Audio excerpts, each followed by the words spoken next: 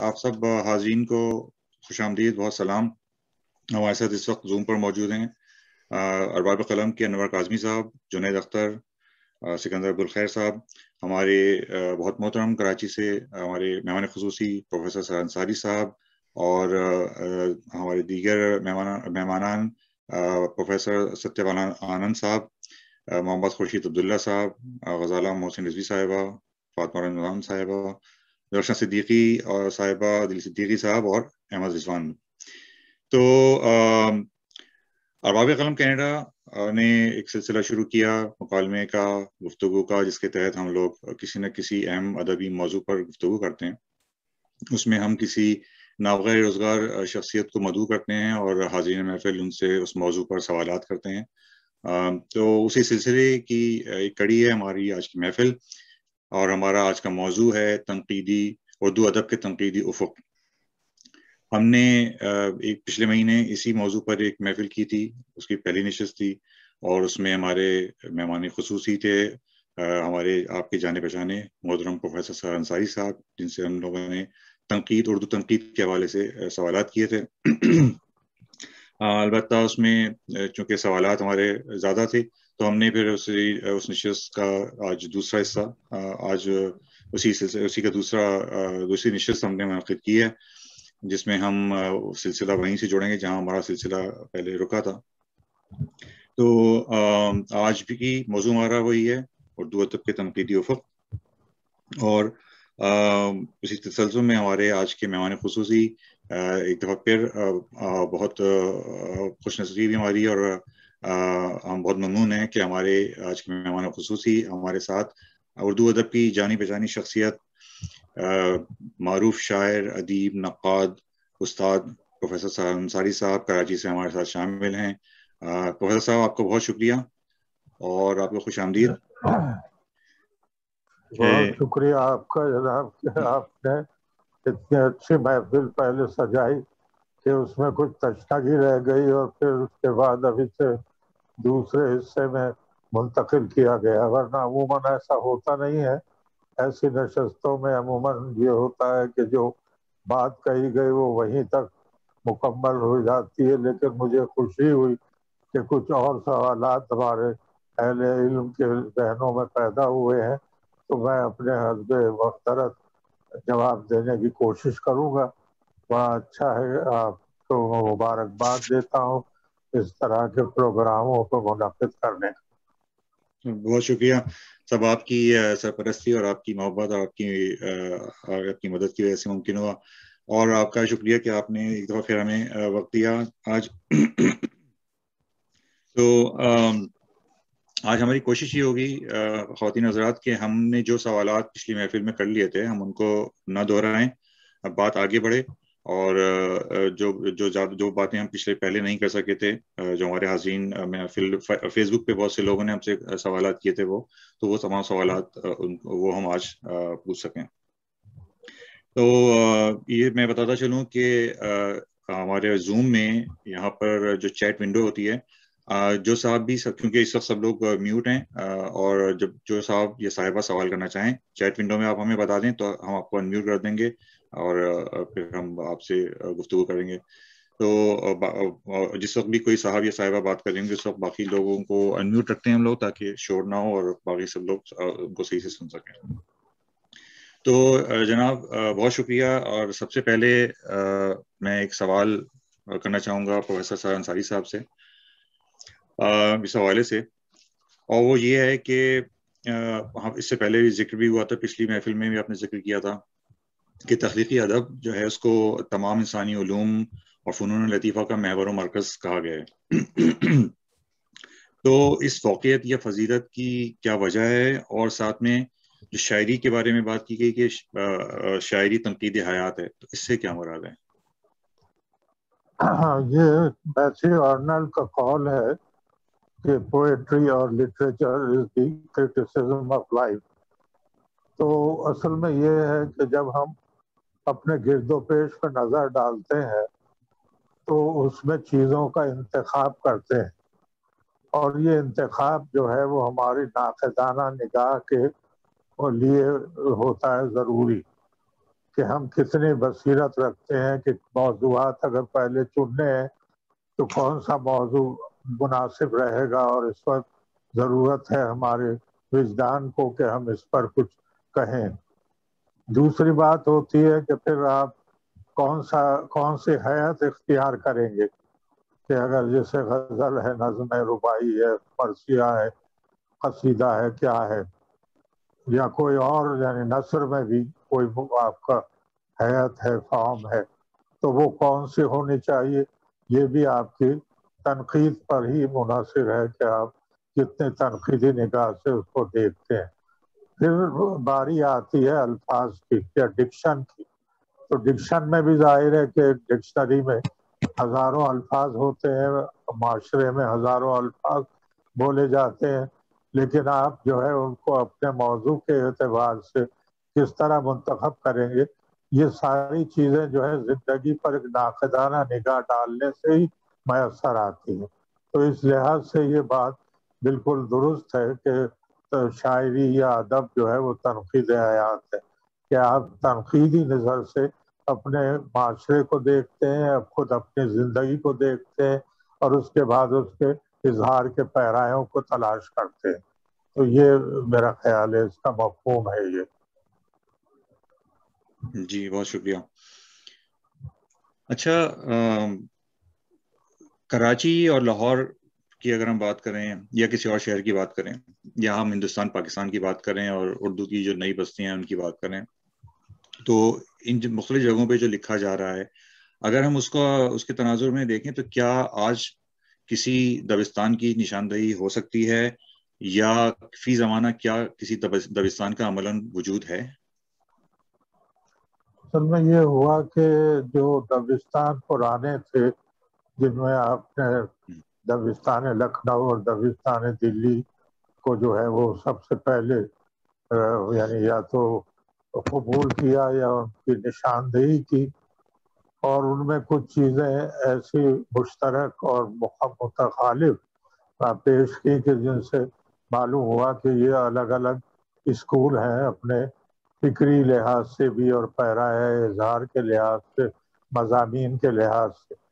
پھر اس کے بعد اندازہ ہوا کہ نہیں، خود دکن میں بعض ایسے موضوعات ہیں کہ جن کو مشترک موضوعات کہا جا سکتا ہے، اور اس سے خود ایک دبستان وہاں کا بن رہا ہے۔ اب اس کے بعد پھر ہر جگہ یہ خیال ہونے لگا کہ ہمارے یہاں بھی اس قسم کی جو ہے وہ مماثلت پائی جاتی ہے، تو دبستان بہار بھی ہو گیا، دبستان رامپور بھی ہو گیا، جس میں داستانوں کا خاص طور پر ذکر کیا گیا۔ پھر اب اس کے بعد جب پاکستان بن گیا تو یہاں پر دبستان لاہور اور دبستان سرگودھا اور دبستان کراچی، اس طرح کی چیزیں جو ہے وہ معارض وجود میں آئیں، اور اس سے مراد صرف اتنی ہے کہ مماثلتیں ہیں کہنے والوں کے یہاں۔ تو یہ صاف نظر آتا ہے، آپ خود دیکھیں گے کہ ہمارے یعنی پنجاب کے جو شعرا ہیں ان کے انداز میں، اور ادھر جو جنوبی پنجاب ہے یا کراچی ہے یا بلوچستان ہے، اس میں کہنے والوں کا انداز ذرا مختلف ہے۔ تو یہ ہوتا ہے کہ ایک فضا میں رہنے سے اور ایک قسم کے تجربات سے گزرنے سے جب آپ یہ کوشش کرتے ہیں کہ اپنی بات کہی جائے اور پھر سب سے ہٹ کر بھی کہی جائے، تو اس میں پھر کچھ مماثلتیں بھی ہو جاتی ہیں، اور اس کے ساتھ ساتھ پھر آپ کا اپنا انداز بیان بھی سامنے آ جاتا ہے۔ تو ان چیزوں سے پھر یہ خیال ہوا کہ شاید اسے ایک دبستان کا نام دیا جا سکتا ہے۔ اور یہ دبستان کا تصور بھی ظاہر ہے کہ جو اسکول آف تھاٹ جو ہوتے پہلے فلسفے میں تھے اسکول آف تھاٹ، اس کے بعد وہ پوئٹری اور لٹریچر میں آ گئے، تو اسی کو ہمارے یہاں بھی قبول کیا گیا، اور اس طرح سے یہ دبستان جو ہے وہ ان کی نشاندہی کی گئی۔ اب ان میں یہ ہے کہ بہت سے اختلافی رائے بھی ہے، کہ کچھ لوگ مانتے بھی ہیں دبستانوں کو، کچھ نہیں مانتے۔ مثلا دو ادبی اسکول علی جواد زیدی نے ایک کتاب لکھی، اس میں انہوں نے ثابت کیا کہ لکھنؤ اور دلی میں اتنے کوئی فرق نہیں ہے۔ جو مضامین یہاں آپ کہتے ہیں کہ ابتذال کے تھے، تو وہ مضامین آپ کو دلی کے شعراء کے یہاں بھی ملیں گے، یہاں آپ کہتے ہیں کہ تصوف ہے دلی میں، تو تصوف کے مضامین آپ کو لکھنؤ میں بھی ملیں گے. پھر لفظ کی اگر یعنی اصلاح ہوئی ہے جس کو ناسخ نے کیا اصلاح زبان، تو دلی میں بھی سودا اور حاتم اور میر یہ غالب تک آتی ہے یہ اصلاح زبان. تو انہوں نے یہ بتایا کہ یہ بھی بالکل واٹر ٹائٹ کمپارٹمنٹ کی طرح نہیں ہے، یہ اس میں بھی مماثلتیں ہیں. تو اب یہ دیکھنا ہے کہ آپ گویا کسی چیز کو اس کے اس باتی پہلو میں کس طرح دیکھتے ہیں اور اس کو ایک تخصیص کے ساتھ کس طرح سے قبول کرتے ہیں. جی شکریہ. سر صاحب، یہ جو آپ نے بات کی کیا کہتے ہیں دبستانوں کی، اس حوالے جی سے ظاہر ہے آپ نے بتایا کہ ان میں مماثلت بھی ہے اور فرق بھی ہے، اور ان دبستانوں کو آپ نے مطلب مختلف علاقوں کے حوالے سے تقسیم کیا کہ کراچی کا، لاہور کا، دلی کا، لکھنؤ کا. لیکن کیا آپ مطلب کیا آپ سمجھتے ہیں کہ یہ جو تقسیم ہوئی دو ملکوں کی، تو اس کا بھی اس پر کوئی مطلب اثر پڑا؟ اور کیا اس سے نہ صرف یہ کہ دبستانوں کے تفریق بلکہ کیا زبان کی اپنی حیت اور اس میں کوئی تبدیلی واقع ہوئی، جی کوئی فرق بالکل. ہوا؟ جی صحیح فرمایا آپ نے، زبانوں کا بہت فرق ہوا. اب دیکھیے نا کہ یعنی دکن کی زبان جو ہے اس میں سبرس میں جو زبان ہے، یا اس کے بعد پھر ولی دکنی کے یہاں یا قلی قطب شاہ کے یہاں، تو اب جیسے قطب شاہ نہ دے مجھ دیوانے کو پن، دیوانے کو کچھ پن دیا جائے نا، پیا باز پالا پیا جائے نا، پیا باز یکتل جیا جائے نا. اب یہ جو زبان ہے یہ دلی کی زبان سے اور پورے بر صغیر کی بقیہ جو زبانیں ہیں ان سے بالکل مختلف ہے. اسی طرح سے جو دہلی میں ہے، کہے ہے، آئے ہے، جاوے ہے، یہ جو انداز ہے، یہ چیز آپ کو لاہور میں نہیں ملے گی. تو یہ فرق ہے زبانوں کا. جی میرے خیال میں ایک سوال اس کے بعد یہ ہوتا ہے کہ یہ تو پہلے بھی تھا تقسیم ہند سے پہلے، اب جب کہ پارٹیشنوں کے بھی 77 پر سال گزر چکے ہیں، تو اس دوران میں کیا تبدیلیاں آ گئیں؟ نہیں مطلب یہ کہ جو تقسیم ہے ہند سے پہلے جو ہے وہ یہ دبستان نہیں تھے جن کو اب ہم دہرا رہے ہیں، یا جہاں ادبی تاریخوں میں بھی دبستان سرگودا اور دبستان لاہور اور کراچی اور یہ تو اور تھیسس بھی لکھے گئے ہیں، یہ تو تقسیم سے پہلے نہیں تھے. تو اب یہ ہے کہ یہ بھی ذہن میں آیا کہ ہمارا اپنا ایک تشخیص ہماری اپنی ایک ہونی چاہیے، ہماری اپنی ایک شناخت ہونی چاہیے.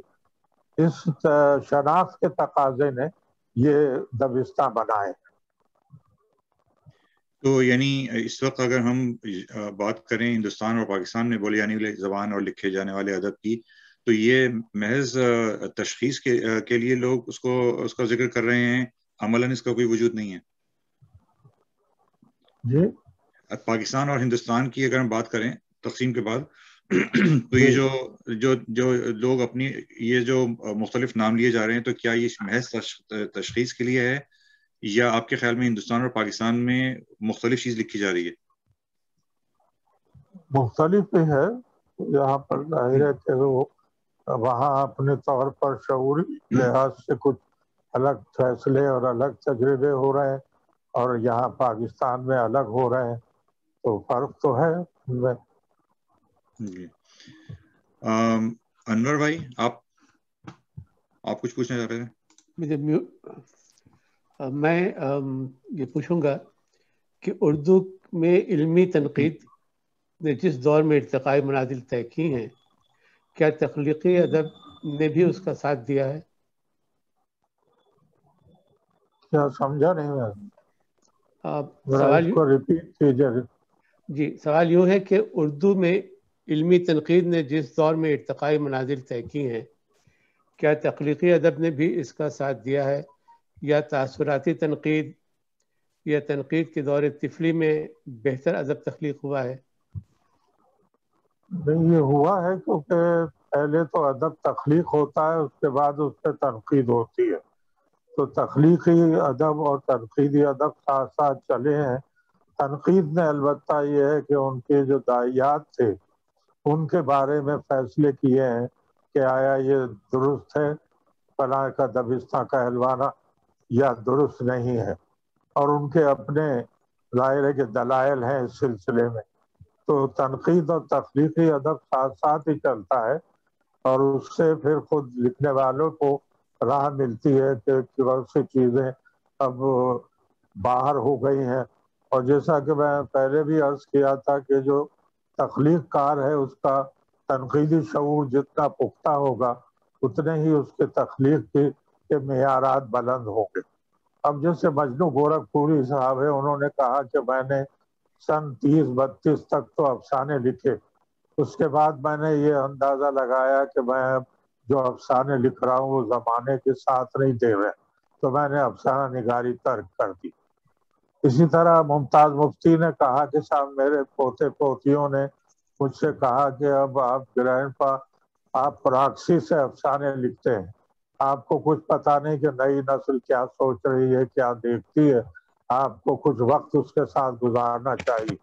تو مفتی صاحب نے کہا کہ میں نے کچھ وقت نوجوانوں کے ساتھ گزارا، اور واقعی مجھے اندازہ ہوا کہ میں ان کے مسائل، ان کی طرز فکر، ان کے جو اپنے پرابلم ہیں ان کو میں نہیں جانتا تھا. تو میری پھر لکھنے کے اسٹائل میں اور موضوعات میں تبدیلی آئی. تو یہ ہے اپنی جگہ موجود کہ آپ کے اندر یہ شعور ہے کہ کہاں تک اس چیز کو پیٹتے چلے جائیں گے لکیر کی طرح، یا اس میں کچھ تبدیلی آنی چاہیے. اور وہی ادیب زیادہ کامیاب رہتے ہیں کہ جن کے یہاں ایک ڈگر پہ چلنے کے بجائے مختلف تجربے ہوتے ہیں، ان تجربوں میں جو بھی کامیاب ہو جائے، اور اسی سے ادب کا یہ کاروبار چلتا رہتا ہے. اب جیسے مرزا غالب ہے، انہیں خطوط اپنے اور اپنی اردو شاعری دونوں جو ہیں وہ بالکل ناکام اور نکمے معلوم ہوتے تھے، لیکن آپ نے دیکھا کہ ساری ان کی شہرت اور ان کا جتنا مقام ہے وہ ان کے خطوط اور اردو شاعری سے ہی ہے زیادہ. تو یہ ادب میں کیا فیصلے ہوتے ہیں یہ کوئی لکھنے والا بھی بعض دفعے نہیں کر سکتا. یہ زمانہ خود بتاتا ہے کہ کس چیز میں اتنا دم تھا، اتنا زور تھا کہ وہ دبانے کے تقاضوں کو پورا کرتے ہوئے باقی رہ گئے. جی بہت شکریہ. اچھا، میں اس سے پہلے کہ ہم اگلا سوال کریں، پروفیسر ستیہ پال آنند صاحب جو کہ ہمارے ساتھ موجود ہیں، تو سر اگر آپ کوئی کچھ کہنا چاہیں تو حکم کیجیے. میں یہ عرض کرنا چاہوں گا، اتفاقاً ایسا ہے کہ چاہے سر انصاری صاحب عمر میں شاید مجھ سے کچھ چھوٹے ہیں، لیکن ہم لوگوں نے وہ زمانہ بھی دیکھا ہے جب تقسیم وطن ہوئی اور ملک 2 حصوں میں بٹ گیا، بلکہ 3 حصوں میں بٹ گیا بعد میں، اور ایسے لگا جیسے اردو کے کچھ ادیب ادھر رہ گئے ہوں، کچھ ادھر آ گئے ہوں. لیکن چونکہ اس وقت تک دونوں ملکوں نے یہ طے کیا تھا کہ ڈاک کی ترسیل کی دریں جو ہیں پوسٹ آفس کی وہ ایک جیسی رہیں گی، انگریزوں کے زمانے سے جیسے چلا رہی تھی، اور الگ خرچ نہیں ہوگا، تو سارے رسالے دونوں اطراف باقاعدگی سے گھومتے پھرتے رہے. اور مجھے یاد ہے کہ اس وقت میں نے شد و مد سے پاکستانی اخبارات میں بھی اور رسالوں میں بھی لکھا. میں 50 کی دہائی کی بات کر رہا ہوں، 52، 53، 54، 55 اور سو آن. جی یہاں تک کہ کچھ میگزین جو لاہور اور کراچی سے نہیں بلکہ دیگر مختلف شہروں سے چھپتے تھے ان میں بھی لکھتے رہے. اب یہ حالت نہیں ہے. اب یہ ہے کہ اگر میں آپ سے ہی پوچھوں کہ آپ کتنے نام گنوا سکتے ہیں اردو شعراء کے جو اس وقت باقاعدگی سے ہندوستان میں لکھ رہے ہیں، تو شاید 4-5 سے زیادہ آپ کے ذہن میں نہ آئے. اور یہی حالت ہوگی ہندوستان کی، جی ہاں یہی حالت ہوگی ہندوستان کی کسی مدبر کی کہ وہ پاکستان کے بارے میں یہ باتیں کر سکے. نتیجہ یہ ہے کہ ہم لوگ باہر بیٹھے ہوئے سمجھتا ہے. نتیجتاً یہ ہے کہ جب یہ لوگ اردو ادب کے بارے میں بات کرتے ہیں تو خود کو محدود کر دیتے ہیں اپنے ملک کے حساب سے. آپ کا اس کے بارے میں کیا فرمانا ہے؟ نہیں، بالکل آپ کا تجزیہ بالکل درست ہے کہ اب بڑی تیزی سے جو اچھے لکھنے والے ہیں، بڑے لکھنے والے ہیں، وہ صفحہ ہستی سے غائب ہونے لگے، اور ان کی جگہ جو لوگ آئے ہیں وہ اتنے کیلیبر کے یا اتنے معیار کے نہیں ہیں. یہ مسئلہ دونوں جگہ ہے، ہندوستان میں بھی پاکستان میں بھی. اور اس کا ایک سبب جو ہے وہ میرا خیال ہے کہ تمام بین الاقوامی معاملات میں جا کے ڈھونڈنا پڑے گا، جن میں پہلی بات تو یہ جو 9/11 کا واقعہ ہے، یا اس کے بعد یہ جو افغانستان کی جنگ ہے، فلسطین کی جنگ ہے، کشمیر کا مسئلہ ہے، یا اسی طرح یہ سعودی عرب اور یمن کا مسئلہ آ گیا ہے. پھر اسی طرح سے جو آپ کے اب یہ جو 5th جنریشن وار چل رہی ہے، تو اسی طرح کولڈ وار کا ایک پورا دور گزرا ہے. تو ان چیزوں نے بھی سوچنے والوں پر اثر ڈالے ہیں. تو اب جو ہمارے وہ لوگ جن کو میں کہوں گا کہ اب جو 30s یا 40s میں ہیں اپنی عمر کے، وہ اس طرح توجہ نہیں دے رہے ہیں فلسفے، سائنس اور تاریخ اور دوسرے اہم علوم پر جیسا کہ اس سے پہلے کی نسل دیا کرتی تھی. دوسری چیز یہ ہے کہ اب جو عام طور پر یہ شارٹ کٹ آ گیا ہے کہ کوئی بھی چیز نیٹ سے دیکھ لی جاتی ہیں، تو وہ اس سے وہ جو کتاب سے محبت اور کتاب سے جو کچھ بھی اکتساب کرنے کا ایک رومانس تھا، وہ ختم ہوتا جا رہا ہے.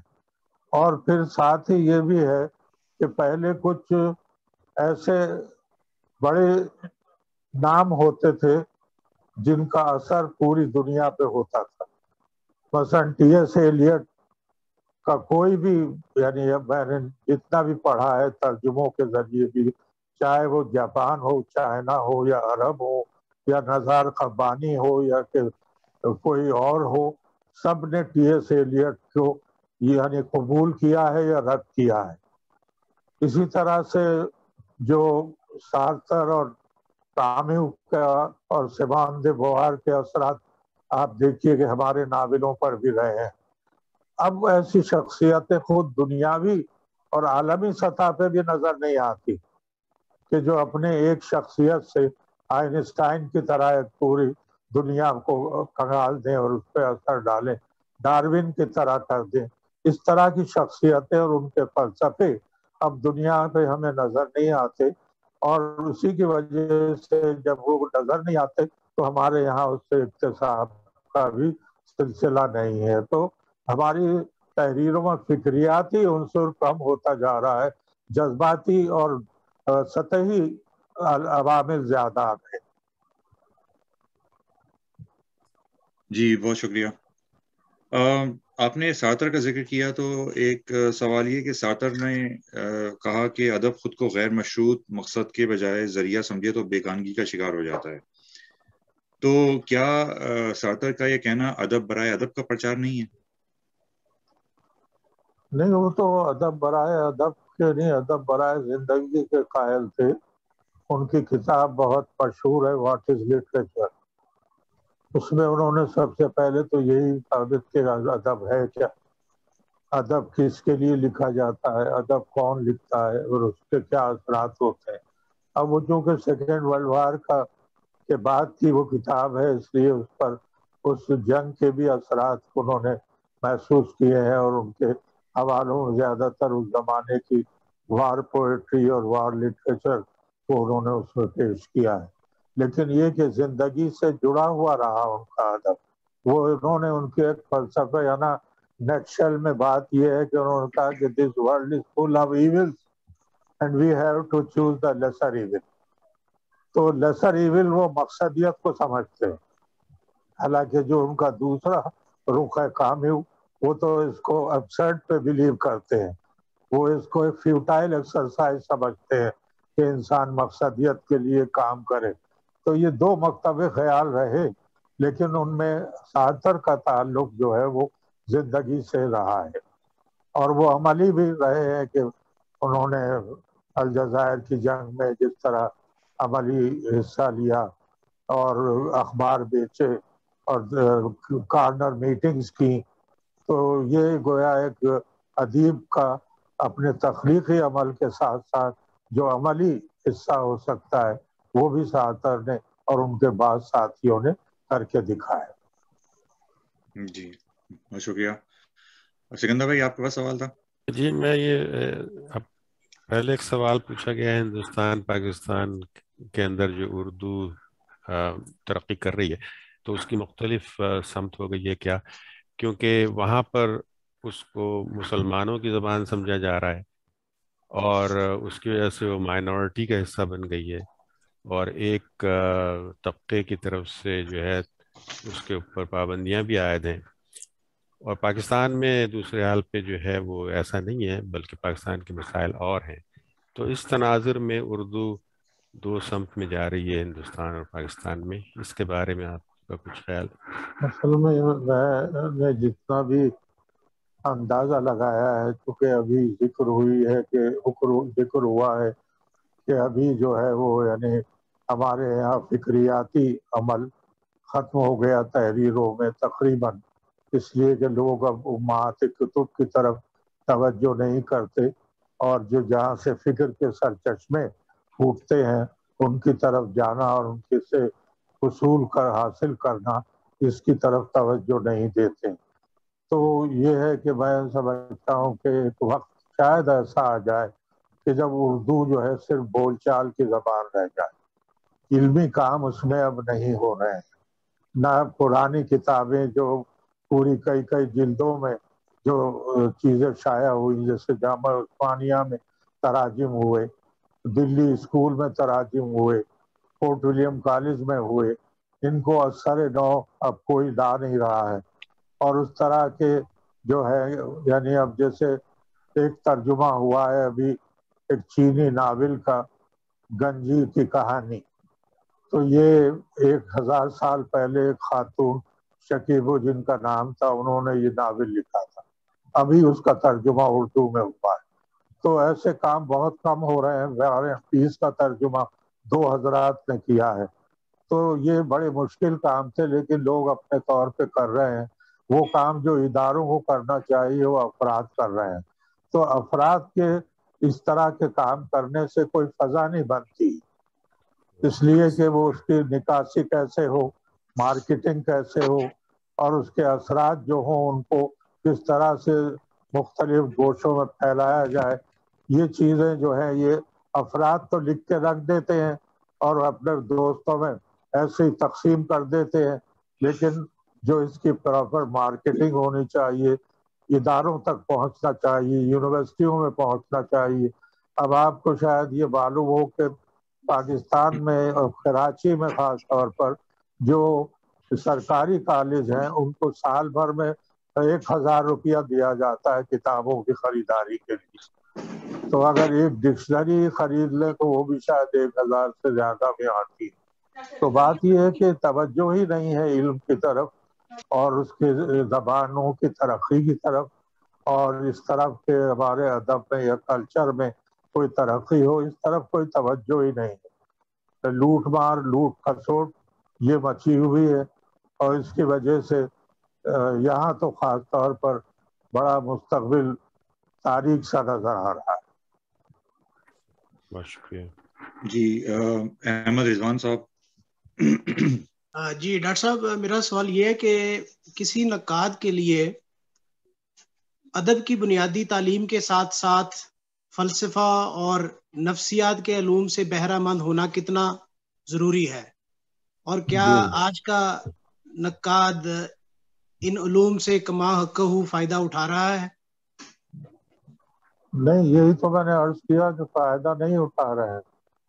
اب یہ ہے کہ اب تو بہت ہی کم یعنی ہم تو اپنے کراچی میں جو دیکھ رہا ہوں اس کو بتاتا ہوں کہ کالجوں میں نفسیات کا بحیثیت اختیاری مضمون بہت کم رہ گیا.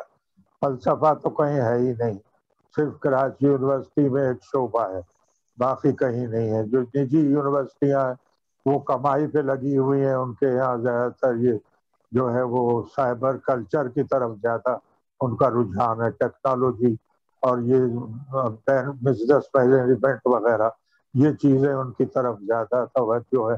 تو ہیومینٹیز کی طرف اور یہ انسانی جو علوم ہے ان کی طرف توجہ کم سے کم تر ہوتی جا رہی ہے، اور ٹیکنالوجی کی طرف اور اس طرح کے جو کہ جس سے جاب اورینٹڈ جو ایجوکیشن ہے اس کی طرف زیادہ توجہ کی جا رہی ہے.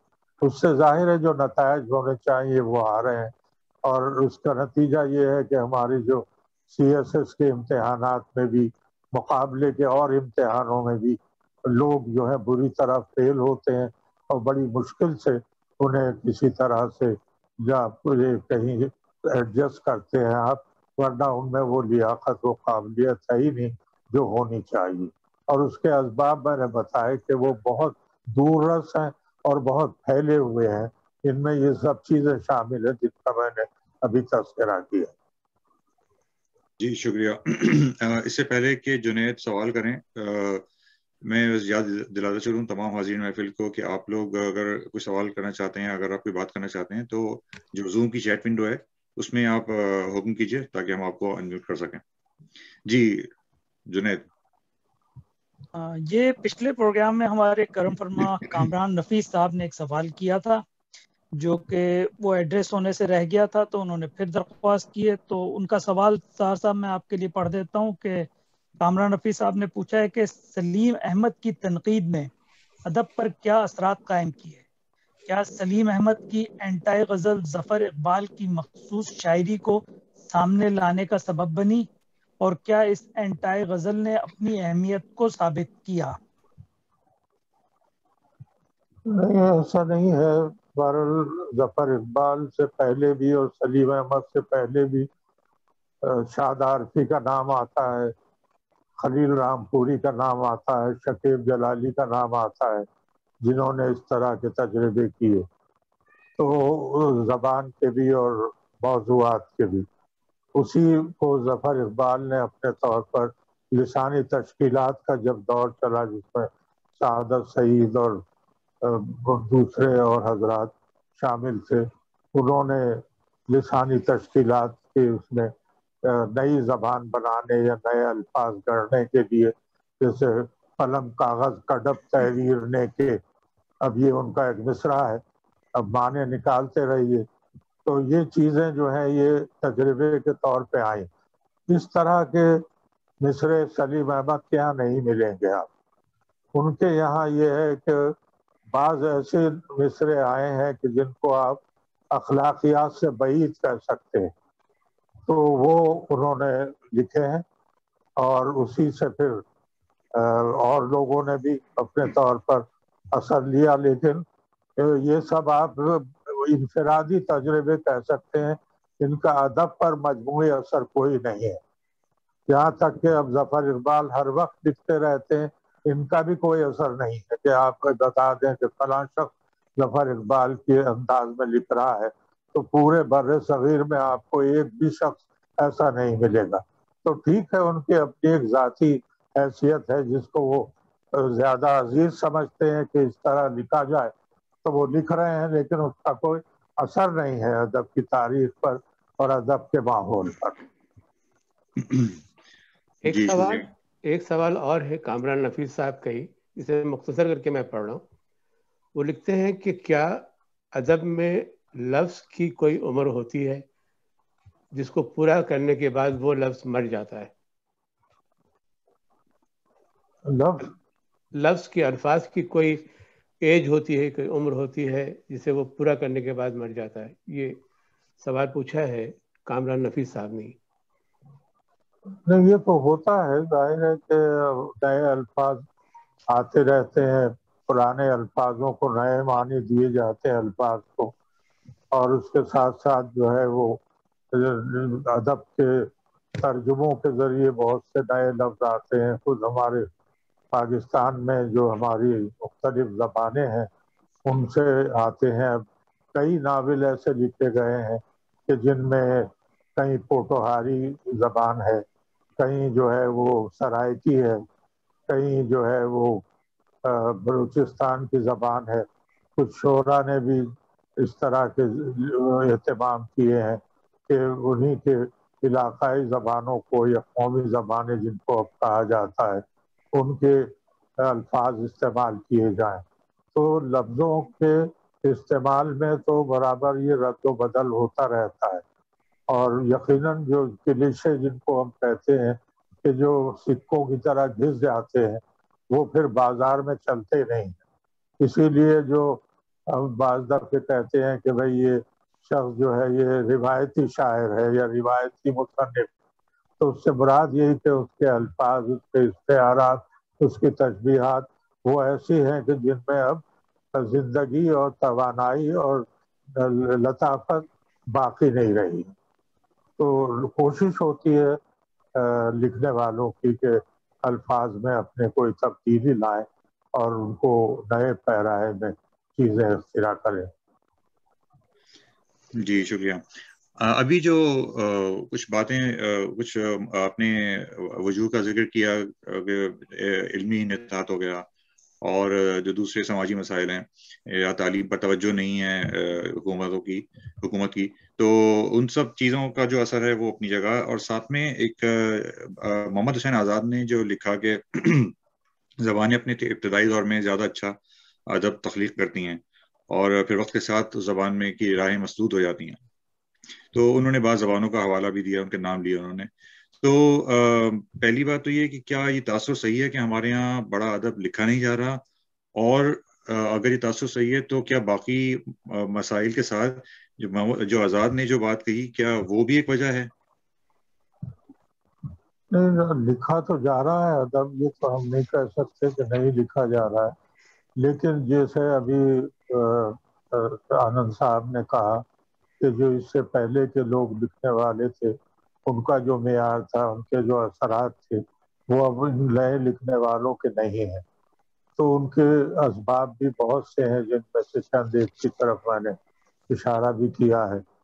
تو اب یہ ہے کہ جب تک کہ ایک پوری طرح سے طے نہ کر لے انسان کہ ہمیں کیا کرنا ہے. ہمارے یہاں اگر کوئی کوشش کی جاتی ہے تو یہ ہے کہ بھئی جس طرح بورخیز لکھ رہے ہیں اس طرح لکھیں، جس طرح بلیک میجک پہ لکھا جا رہا ہے اس طرح ہم لکھیں، جس طرح سے جو ہے وہ اینٹی لٹریچر اور اینٹی غزل لکھی جا رہی ہے ہم بھی لکھیں. تو یہ جو اس طرح کے محرکات ہیں یہ ایک وقتی طور پر تو شاید کچھ لوگوں کو، جیسے اس سے پہلے زین غزلیں بھی لکھی گئی ہیں اور بھی بہت کچھ کیا گیا ہے، لیکن وہ وقتی طور پر تھوڑی سی ایک ہلچل سی بچتی ہے، پوری جڑی جیسے چھوڑ دی جائے اس کے بعد وہ اثرات ختم ہو جاتے ہیں. یہ دور وہی ہے. ابھی ہمارے نوجوانوں کو بہت ہی محنت کرنی چاہیے، جو میں بار بار کہتا ہوں مہات کتب کی طرف ان کا جو ہے وہ رجحان بالکل نہیں ہے. انہیں فلسفہ، تاریخ، نفسیات، سائنس یہ ضرور پڑھنا چاہیے.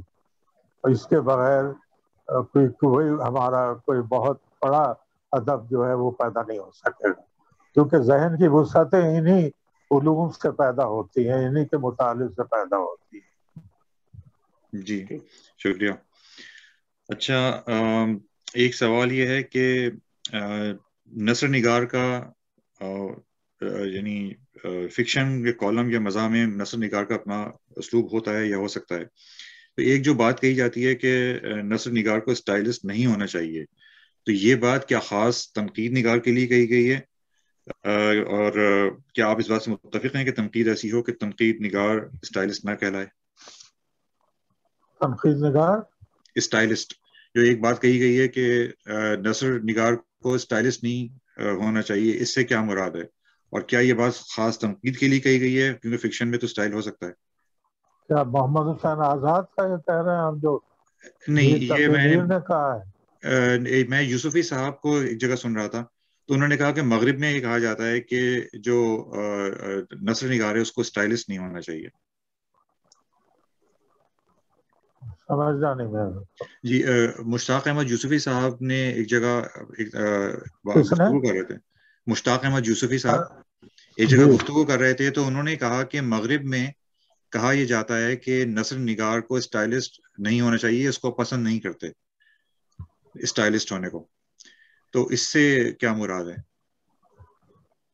نہیں, اسٹائلسٹ کا جو ہے وہ ہمارے یہاں بھی اس بارے میں رائے یہی ہے کہ اسٹائلسٹ جو ہے وہ بعض اوقات کامیاب بھی ہوتا ہے, بعض اوقات ناکام بھی ہوتا ہے.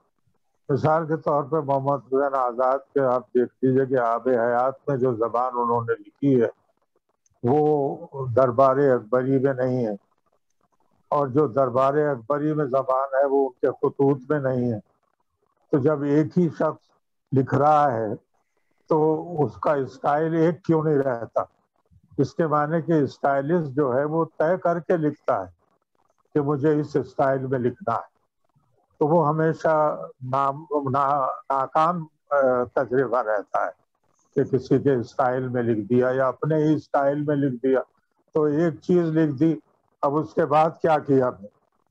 تو یہ اسٹائل جو ہے وہ عموماً حالانکہ یہ کہا جاتا ہے جو بفون کا مشہور ہے کہ اسٹائل از دی مین, کہ جیسا لکھنے والا ہوگا ویسا اس کا اسٹائل ہوگا. یہ زیادہ صحیح ہے بمقابلے اس کے کہ کسی طے شدہ اسٹائل کے تحت لکھا جائے. تو یہ ٹھیک کہا یوسف صاحب. جی ایک سوال حسین حیدر صاحب کرنا چاہ رہے ہیں, ان سے پوچھ لیجیے. جی حیدر صاحب آپ کو انمیوٹ کرنا ہوگا. جی شہر صاحب بہت اچھی آپ سے گفتگو ہو رہی ہے, اور مجھے یاد ہے آپ سے صرف ایک دفعہ بہت مختصر ملاقات ہوئی, لیکن ابھی آپ نے بات کی کہ جو کتابیں ہیں یا جو تحریر ہے وہ انڈیویجول بیسس پہ ہو رہی ہے, ادارے نہیں کر رہے ہیں. تو میں نے بھی آپ سے یہ سوال پوچھا تھا کہ بھئی میں اپنی ایک کتاب ہے اس کو کس طرح پہنچاؤں, تو آپ نے بہت تنزن یہ جواب دیا تھا کہ پہلے آپ کسی 5 اسٹار ہوٹل میں جو تمام لوگوں کو مدعو کریں, اور اس وقت آپ اپنے کچھ ادیبوں کو بھی خاص طور سے مدعو کریں, تو پھر کچھ بات بنے گی, ورنہ کتاب آپ کی جو ہے وہ اس کی جو تشہیر نہیں ہو سکتی آسانی سے. تو یہ بات مجھے اس وقت سمجھ میں آئی, اور میں نے اس پر بہت ہی مناسب جواب آپ نے دیا تھا, اور میں بہت مطمئن ہوا. کیا ابھی بھی یہی صورت حال ہے؟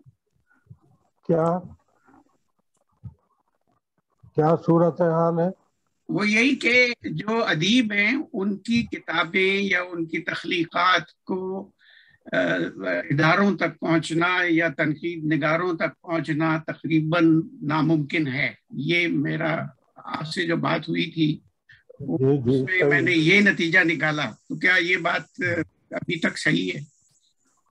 جی بالکل صحیح ہے, اس لیے کہ جہاں تک اس کا تعلق ہے کہ تنقید نگار ہیں یا عام قاری ہیں, ان کو کتاب خود خریدنی چاہیے, اور جو انہیں ویسے کوئی بھیج دیتا ہے تحفے میں تو یہ اس کی مرضی ہے.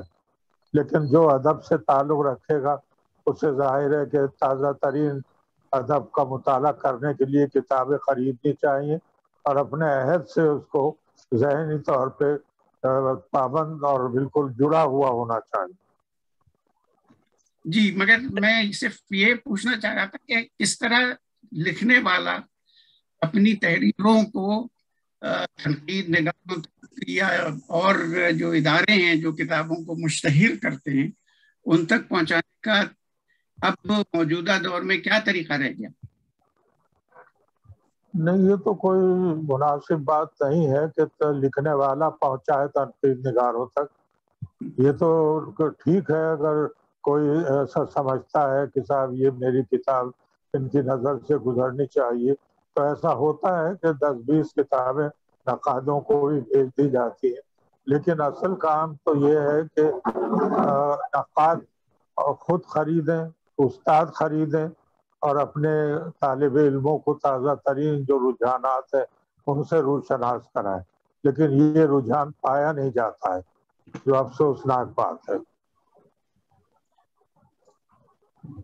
جی میرے پاس جی ایک منٹ جی، خورشید عبداللہ صاحب۔ جی خورشید عبداللہ صاحب آپ انمیوٹ کر لیں تو۔ جی فیصل صاحب، آپ میری بات سن سکتے ہیں؟ آپ کو میری آواز آ رہی ہے؟ جی بالکل جی ویسے تو کئی سوالات ہیں، اب گفتگو بہت تدریسی نوعیت کی ہو گئی ہے، تو ماشاءاللہ بہت علمی جو ہے وہ معیار بلند ہے، تو میں ایک معمولی طالب علم کی حیثیت سے تھوڑا سا معیار نیچے لاتا ہوں۔ سر صاحب سے میرا سوال یہ ہے کہ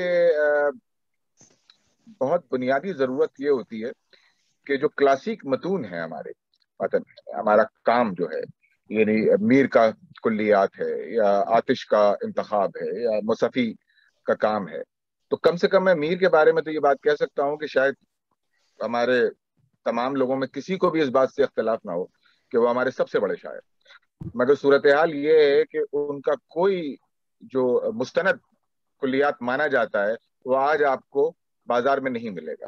فورٹ ولیم کالج کے نسخے کے بارے میں یہ بات کہی جاتی ہے کہ وہ شاید میر کے دور میں جو ہے وہ مرتب ہو چکا تھا اور میر صاحب نے اسے خود دیکھا تھا، میں نے جب جالبی صاحب کی کتاب میں یہ بات پڑھی ہے، مگر یہ کہ ہمارے اتنے علمی اور ادبی ادارے جو ہے جن کو حکومت گرانٹ بھی دیتی ہے اور ماشاءاللہ وہ بہت متمول قسم کے لوگ اور طریقے سے بھی امداد کرتے ہیں، مگر صورتحال یہ ہے کہ ایک میر کا کلیات بھی ایک عام قاری کے ہاتھ میں نہیں ہے۔ میرے سارے سوالات عام قاری کی حیثیت سے ہوتے ہیں۔ اور دوسری بات جو ہے، دوسرا سوال میں ابھی کر لوں ورنہ ہو سکتا ہے کہ فیصل بھائی میں پھر نہیں میں آپ کو دوبارہ بھی کر لوں گا اگر آپ چاہیں تو میں آپ کو دوبارہ۔ دوسرا سوال یہ ہے کہ ایک عام قاری کی حیثیت سے جو میں بیشتر ناقدین کو جو ہے وہ ایسا پاتا ہوں کہ وہ ہم جیسے قارئین کی کوئی رہنمائی نہیں کرتے ہیں بلکہ گمراہ کرتے ہیں ایک طریقے سے۔ مثلا یہ کہ مجھے ان کی ہائی ہیڈڈنس سے جو ہے وہ پرابلم اس طریقے سے ہے کہ مطلب ایک عام قاری کی حیثیت سے میرے لیے استاد قمر جلالی اہم شاعر ہے، مگر مجھے آج تک کسی نقاد نے نہیں بتایا کہ وہ اہم شاعر ہے۔ ان پر کوئی کام مجھے آج تک جو ہے، کوئی مضمون، کوئی کتاب، کوئی اس طرح کی ریسرچ جو ہے وہ کم سے کم میرے ہاتھ میں نہیں ہے، ہو سکتا ہوئی ہو، ٹھیک ہے۔ تو یہ، اور تیسری بات یہ کہ جو ہماری یونیورسٹیوں میں جو علوم کے شعبے ہیں انہوں نے بھی جو ہے وہ ایک عام طالب علم کے ذوق کو جو ہے وہ تیز کرنے کے لیے یا پروان چڑھانے کے لیے کوئی کام نہیں کیا۔ میں خود ایک یونیورسٹی میں کام کرتا ہوں پچھلے 15-16 سال سے، میں دیکھتا ہوں کہ ہر علوم کے تخصیصی شعبے کے لوگ تو بلائے ہی جاتے ہیں، مگر یہ کہ ہر علوم کے جو ماہر ترین لوگ ہیں وہ ہماری یونیورسٹی میں جو ہے وہ طالب علموں کے لیے بلوائے جاتے ہیں، ان سے جو ہے وہ ان کو ورک شاپس کروائی جاتی ہیں، پڑھایا جاتا ہے۔ میں اکثر یہ مثال دیتا ہوں کہ میرے خیال میں ہمارے شہر کی جو سب سے بڑی یونیورسٹی ہے، شاید پاکستان کی بھی بڑی یونیورسٹی ہے، اس نے آج تک یعنی مطلب یہ جو وزٹنگ فیکلٹی کا تصور ہوتا ہے یا اس طرح کا تصور ہوتا ہے کہ اہل علم کو بلا کر کے جو ہے وہ طالب علموں سے جو ہے وہ روشناس کرایا جائے، ان کو ایک نئی باتیں سنیں، وہ ان کے علم میں اضافہ ہو، تو مجھے تو یاد نہیں پڑتا کہ مطلب کبھی کراچی یونیورسٹی نے جوڑ صاحب کو بلایا ہو لیکچر دینے کے لیے، یا مدنی صاحب کو بلایا ہو، یا ہمارے سلیم احمد کو بلایا ہو۔ تو یہ تین باتیں ہیں، نقادوں کی ہائی ہیڈڈنس، قدیم اور اہم متون کی کمیابی بلکہ نایابی، اور ہمارے جو شعبہ جات ہیں یونیورسٹی کے، ان کی جو ناکامی ہے ہمارے طالب علموں کے ذوق کو پروان چڑھانے میں، اس کے بارے میں کچھ ارشاد فرمائیے۔ ہاں، یہ بالکل آپ نے صحیح فرمایا کہ جب تک کہ متون جو ہیں وہ سامنے نہیں ہوں گے، صحت کے ساتھ ان کو مرتب نہیں کیا جائے گا، تو جو تحقیق کے یا تنقید کے نتائج نکلیں گے وہ گمراہ کن ہوں گے۔ اس لیے کہ خود کلیات میر میں قائم اور سوز اور حاتم کے اور سودا کے کلام جو ہے وہ پائے جاتے ہیں، تو جب تک یہ الحاقی کلام نکال کر الگ نہ کر دیا جائے تو اس وقت تک صحیح فیصلہ کرنا، مثلا وہ مشہور شعر جو ہے میر کا، میر کے نام سے جو منسوب ہے کہ یوں پکارے ہیں مجھے پوچھا ہے جانے والے، ادھر آبے ابے او چاہ غریبہ والے، یہ تسلیم کا ہے، امیر اللہ تسلیم کا شعر ہے یہ، شعر نہیں ہے. جی ہاں. تو اب یہ کہ اس طرح سے وہ برابر، کیونکہ لب و لہجہ ایسا ہے تو اسے اس کے کھاتے میں ڈال دیا جاتا ہے. تو ایک تو یہ واقعی ضروری ہے کہ محقق جو ہیں وہ متون کا مختلف اختلاف نسخ کو سامنے رکھ کر اور ایک صحت کے ساتھ ایک صحیح قسم کا نسخہ تیار کریں، یہ بہت ضروری ہے. اور ادیب و شاعروں کے ہوئے ہیں، لیکن میر کا بہت ضروری ہے، اس لیے کہ جیسا آپ نے کہا کہ وہ سب سے بڑے شاعر ہیں ہمارے، اور انہی کا کلام اگر صحت کے ساتھ نہ ملے تو پھر سارے دعوی بیکار ہو جاتے. جہاں تک کہ یونیورسٹیوں کا تعلق ہے، وہاں میں نے جیسے ابھی عرض کیا کہ اساتذہ کو جو ہے وہ زیادہ تر فکر رہتی ہے کہ ہمارا گریڈ کب بدلے گا، ہمیں کتنے اور الاؤنس ملیں گے، ہمیں نیکسٹ ہمارا پروموشن کب ہوگا. ان چیزوں میں زیادہ لگے رہتے ہیں. میں نے تو نہیں دیکھا، یعنی میرے زمانے میں پھر بھی کسی حد تک ٹھیک تھا کہ اب جو ہے وہ کوئی یہ کہتا ہو کہ میں نے فلاں کتاب پڑھی یا رسالے میں فلاں مضمون پڑھا اور اس پہ کوئی گفتگو ہو جائے یا کوئی بیٹھ کر مباحثہ ہو جائے. یعنی پہلے یہ تھا کہ ہم نے فرمان فتح پوری ہم اور مسعود برکاتی وغیرہ بیٹھ کے یوں ہی ایک مکالمہ کر لیا اور اس کو ٹرانسکرائب کر کے نگار میں چھاپ دیا. تو اس کے کوئی معاوضہ نہیں ہے، اس کے کوئی ہمیں حاصل نہیں ہے، لیکن ہماری اپنی ذاتی تسکین اس سے ہو جاتی تھی کہ ہم نے کچھ کیا. لیکن اب اس طرح کی کوئی چیز نہیں. دوسرے یہ کہ میں سب سے زیادہ مخالف جس چیز کا ہوں جس نے ہماری تعلیم کو بالکل ختم کر کے رکھ دیا، وہ ہے سیمسٹر سسٹم. سیمسٹر سسٹم میں یہ ہوتا ہے کہ ایک مخصوص قسم کا چھوٹا سا کورس پڑھا کر، اور پیپر بھی وہی شخص بناتا ہے کہ جو اس کا پڑھانے والا ہے، تو اس کے بعد پیپر بھی وہی جانچتا ہے. تو اب اگر فرض کیجیے اس میں سے 4 ٹاپک پڑھا ہے اور 4 میں الٹ پھیر کر کے اس نے 6 سوال دے دیے ہیں، تو اسی میں سے سب کچھ آئے گا. اس کے بعد کیا ہے وہ اللہ ہی بہتر جانتا ہے. تو سیمسٹر نے جو ہے وہ ہمارے نظام کو زیادہ جو ہے وہ تباہ کیا ہے. پھر یہ جو آپ فرما رہے ہیں کہ باہر سے شخصیتوں کو کیوں نہیں بلاتے، تو طلبہ اس پر احتجاج کرتے ہیں. صاحب یہ تو وقت کا ضائع کرنا ہے، یہ ہمارے سوالات تھوڑے آئیں گے، یہ جو کچھ بتا رہے ہیں ہمیں تو وہ بتائیے جو پرچے میں آتا ہے. تو اب یہ کہ ایک طرف یہ ہے، پھر بعض ہمارے چانسلرز نے یہ بات کہی ہے کہ صاحب جاب اورینٹیڈ ایجوکیشن ہونا چاہیے، لہذا سب اسی فکر میں رہتے ہیں. ایک زمانہ تھا جب فزیالوجی میں اس کو کہ جو پولٹری فارم جو ہے اس کا کورس شروع کیا گیا تھا، تو ہر شخص پولٹری لے رہا تھا اپنے حساب، اب اس میں کتنے پولٹری فارم بنے. تو یہ ہے کہ لوگ سمجھتے ہیں کہ اب جیسے پچھلے دنوں یہ سائبر کلچر کا تھا، لوگ اس کی طرف دوڑ رہے تھے. اب جب جرمنی نے پابندی لگا دی کہ اب ہمیں اس سے زیادہ کی ضرورت نہیں، تو یہاں بھی سوچ رہے ہیں کہ ہاں بہت زیادہ ہو گیا تھا، کروڑوں لوگوں کے پاس یہ ہے اور اس سے ہمارے معاشرے کے اخلاقی اثرات پڑ رہے ہیں برے. اب تیسرا جو آپ کا سوال ہے وہ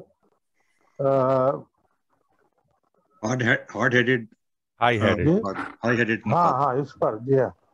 تو اس میں یہ ہے کہ صاحب ظاہر ہے کہ جو شخص لکھتا ہے وہ تو یہی سمجھتا ہے کہ ہم چوبن دیگرے نیست، تو لہذا وہ جو بھی اس کا انداز ہے، اب جیسے انہوں نے کہا تھا اسمت چغتائی نے، میں نے کہا صاحب وہ بعض جو نوآوارد ترقی پسند ہے انہیں آپ لوگوں سے شکایت ہے کہ کب تک کہ آپ جو ہے وہ ان کی کوئی رہنمائی نہیں کرتے.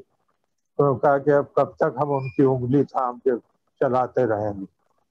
تو یہ طے کر چکے ہیں لوگ کہ بھائی ہمارا زمانہ ہو گیا، جو پڑھنا لکھنا تھا وہ ہو گیا، اب نئے لوگ آئے، اب کوئی اور کرے پرورش گلشن غم.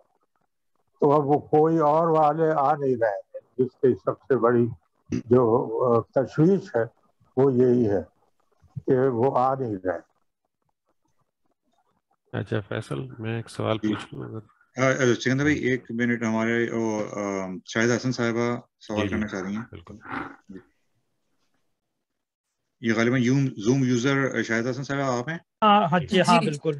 جی اچھا، تو نہیں، میں تو پہلے سوالات تو کر چکی تھی پہلی نشست میں، تو آج میرا مقصد تو صرف سننا تھا، لیکن چونکہ سار صاحب نے بہت ہی اہم نکات کی طرف اشارہ کیا، چونکہ میرا بھی تعلق ایجوکیشن ڈپارٹمنٹ سے ہی رہا ہے، تو یہ جو جس طرح کی ہمارے اسٹینڈرڈ میں جس طرح کی کمی ہے، یا جس طرح سے ہمارے ہاں تعلیم کا نظام چل رہا ہے، اس کی جتنی خرابیاں ہیں وہ بہت ڈیپ روٹڈ ہیں، اور ان کو تو اتنی آرام سے وہ درست ہوں گی بھی نہیں، کیونکہ جو لوگ بھی تعلیم کے شعبے میں اس وقت ہیں وہ جینون ایجوکیشنسٹ ہیں بھی نہیں، اور ان کا ٹارگٹ بھی وہ نہیں ہوتا جو کہ ایک ٹیچر کا یا ایک جینون ایجوکیشنسٹ کا ہونا چاہیے.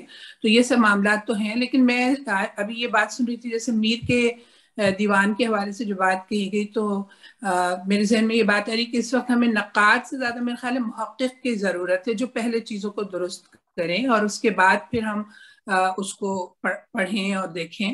اور ایک اور سوال جو میرے ذہن میں، چونکہ تنقید کے حوالے سے ہی سب سے بات ہو رہی تھی، تو میرے ذہن میں ایک اور سوال یہ آ رہا تھا کہ مغرب میں جو ہے وہ زیادہ تر جو کسی تخلیق کار کی تخلیقات کا تجزیہ کیا جاتا ہے، اس میں بہت زیادہ علم نفسیات کی اس سے کام لیا جاتا ہے، مدد لی جاتی ہے کہ جو بھی اس نے لکھا ہے اس کی تخلیق کا محرک کیا تھا، اور اسی سے اس کے پورے اسلوب کا اور اس کی اپروچ کا اندازہ لگایا جاتا ہے.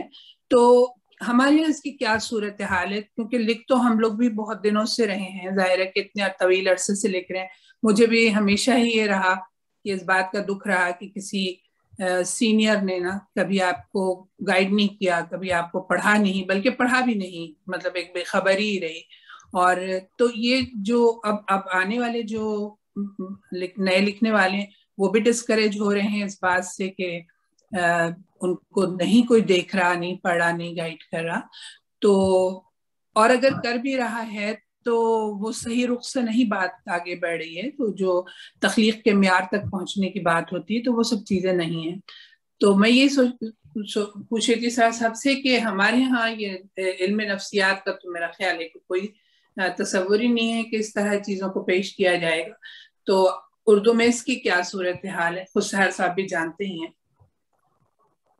اب یہ ہے صاحب کہ اب اپنا ہی ذکر تھوڑا کر رہا ہوں میں، اور اس کو جس طرح بھی آپ قبول کریں، کہ میں نے وہاں اپنے شعبے میں یہ کہا ایک مرتبہ کہ صاحب ہمارے ایم اے کے طلبہ کو یہ نہیں معلوم ہوتا کہ ایلیٹ کتاب کا نام ہے یا آدمی کا، اور ایلیٹ جو ہے وہ کتاب ہے یا کوئی شاعر ہے. تو کیوں نہ یہ کیا جائے کہ جو دیگر علوم ہیں ان سے بھی تھوڑا تھوڑا واقف ان کو کرایا جائے. تو اس وقت کے جو صدر تھے انہوں نے کہا ارے بھائی کون پڑھائے گا، یہ تو سر سید اور غالب پڑھانا ہی مشکل ہوتا ہے. خیر وہ ٹل گئی بات.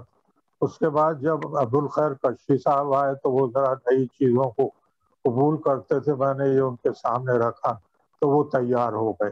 اور اس کے بعد ہم نے یہ کورس بنایا کہ ادب کا تعلق عمرانیات سے، ادب کا تعلق نفسیات سے، ادب کا تعلق تاریخ سے، ادب کا تعلق فلسفے سے.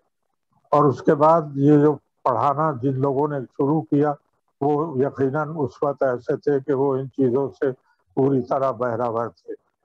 کیونکہ اب مجنو صاحب کے بارے میں ساری دنیا جانتی ہے کہ انہوں نے جو رسالہ شوپنہار پہ لکھا تھا تو اب علامہ اقبال تک نے اس کی تعریف کی تھی. تو ایسے لوگ اس وقت ہمارے ساتھ تھے جو پڑھاتے تھے. تو یہ ایک تو بات تھی کہ جس کا اثر کچھ ہوا کہ یہ پتہ چلنا چاہیے کہ ہاں بھائی اگر ایڈلر نے کیا کہا ہے، یا پھر اگر ہم بار بار کہتے ہیں کہ احساس کمتری ہے تو یہ کیا چیز ہے، یا ہم جو کہتے ہیں کہ صاحب یہ جو ہے یہ نرگسیت ہے تو یہ نرگسیت ہے کیا چیز. تو یہ چیزیں جو ہے ہم نے وہاں پر پڑھائیں. اور اس بعض کا اثر یہ ہوا کہ جب یہ جو کالج فار ویمن ہے، جنا یونیورسٹی فار ویمن، وہاں بھی میں نے وہاں پہ 8 سال پڑھایا تو انہوں نے یہ کورس اپنے ہاں اڈاپٹ کر لیا. پھر اسی طرح اردو کالج والوں نے کیا اڈاپٹ. تو اگر کوئی مثال ہو تو لوگ توجہ ضرور دیتے ہیں کہ ہاں اس طرح کا کام ہونا چاہیے. تو یہ ایک تو بہت ضروری ہے کہ طالب علموں. دوسری بات ہے کہ استاد کے لیے میں نے یہ تعریف پڑھی تھی ہمیشہ اور اس کو صحیح سمجھا کہ استاد کا کام یہ ہے کہ وہ طالب علم کے اندر اپنے مضمون کا ذوق پیدا کرے. اگر وہ اپنے مضمون کا ذوق نہیں پیدا کر سکا ہے تو وہ استاد نہیں. تو اب یہاں تو طرح طرح کے استاد آئے ہوئے ہیں تو ان کا نتیجہ یہ ہے کہ کوئی صحیح بات کوئی علم پہنچتا نہیں. اب جہاں تک کہ تنقید کا تعلق ہے تو آپ دیکھتے ہیں کہ جو تنقید حالی نے لکھ دی اس سے آگے ہمارے لوگ نکلے ہی نہیں اب تک. وہی جو لکھیں گے اگر مرثیے پہ تو وہی لکھیں گے جو آزاد یا شبلی یا حالی لکھ چکے ہیں. یہ اپنی کوئی نئی بات کوئی اس میں سے کوئی ایسا نیا پہلو وہ تو آج تک ہم نے دیکھا نہیں.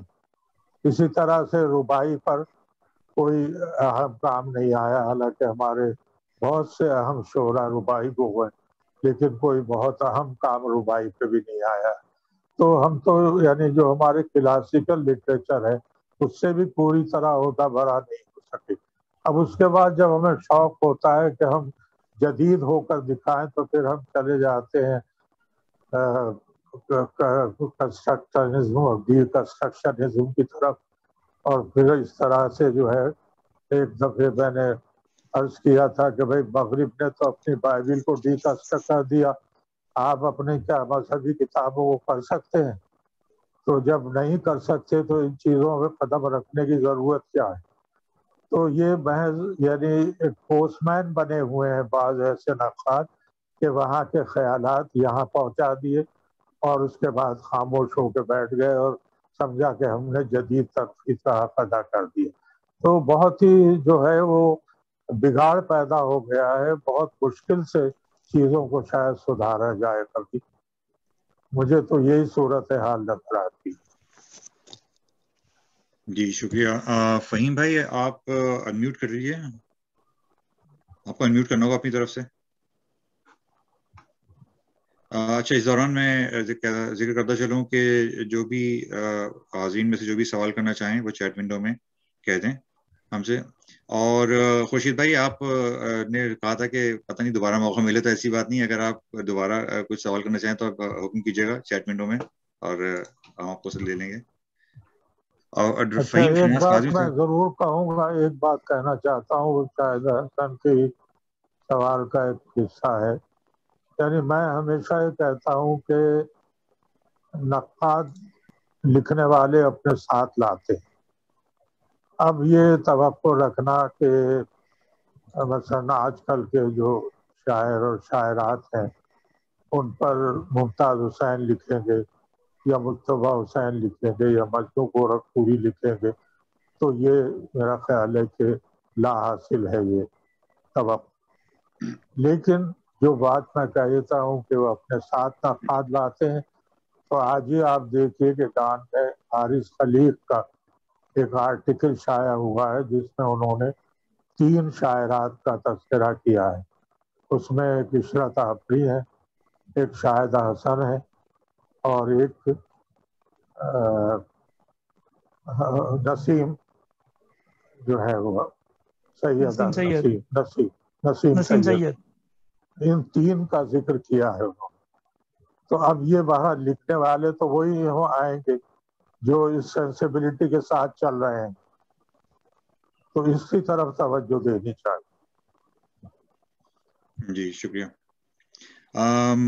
سکندر بھائی آپ سوال کرنا چاہ رہے تھے اور فہیم شہناز صاحب آپ کو انمیوٹ کرنا ہوگا. جی سکندر بھائی. ہاں، میں سر صاحب گلوبلائزیشن کے بارے میں 2 سوالات ذہن میں ہیں کہ گلوبلائزیشن عالمی ادب کے رنگوں کو دھندلا کر یک رنگی پیدا کر رہی ہے، کیا ایسا ہو رہا ہے اور کیا یہ پریشانی کی بات ہے؟ اور اسی طرح سے گلوبلائزیشن کی خاطر لوگوں میں جو لایانیت پھیلا کر انہیں اجتماعیت اور مقصدیت سے دور کیا جا رہا ہے، اس صورتحال میں تبدیلی کی کوئی راہ ممکن ہے؟ یہ تو ہے صاحب، یہ تو گلوبلائزیشن جو ہے یہ تو نوآبادیات کی بہت ہی سنگین قسم کی صورتحال ہے کہ اس وقت تو صرف ایک کوئی قوم ہوتی تھی جس کے تسلط میں کچھ علاقے ہوتے تھے، اب پورے گلوب کو انہوں نے ایک انداز میں لے لیے، اور جو نیو ورلڈ آرڈر بنایا تھا، اور اس کے بعد اب ان کی کتاب آئی ہے کسنجر کی، اس میں بھی اب جو موجودہ دنیا کا حال ہے اس کی طرف بھی ان کے اشارات ہیں۔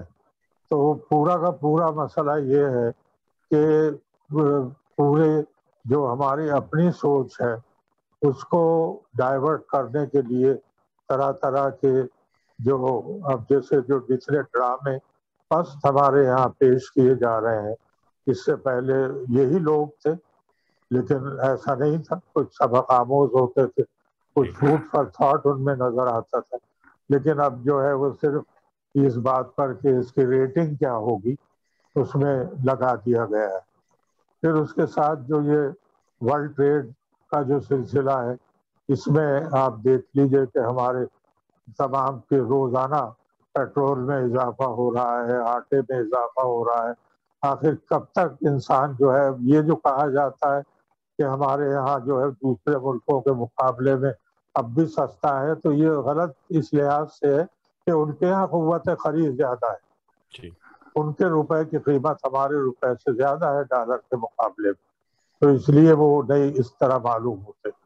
تو یہ چیزیں ایسی ہیں کہ جن سے ہمارے ادیب اور شاعر بھی تقریباً بے بہرا ہے، اور وہ اس چیز پہ سوچتے نہیں ہیں کہ اس کو توڑ کرنے کے لیے ہمیں تخلیقی سطح پہ کیا کام کرنا چاہیے، کیونکہ تخلیق کا مقابلہ کوئی جبر نہیں کر سکتا، جو بھی جبر آئے گا سامنے وہ تخلیق کے آگے گھٹنے ٹیک دے گا، لیکن اس کے لیے قوت ہونی چاہیے قلم میں کہ کیا لکھنا چاہیے۔ جی بہت شکریہ۔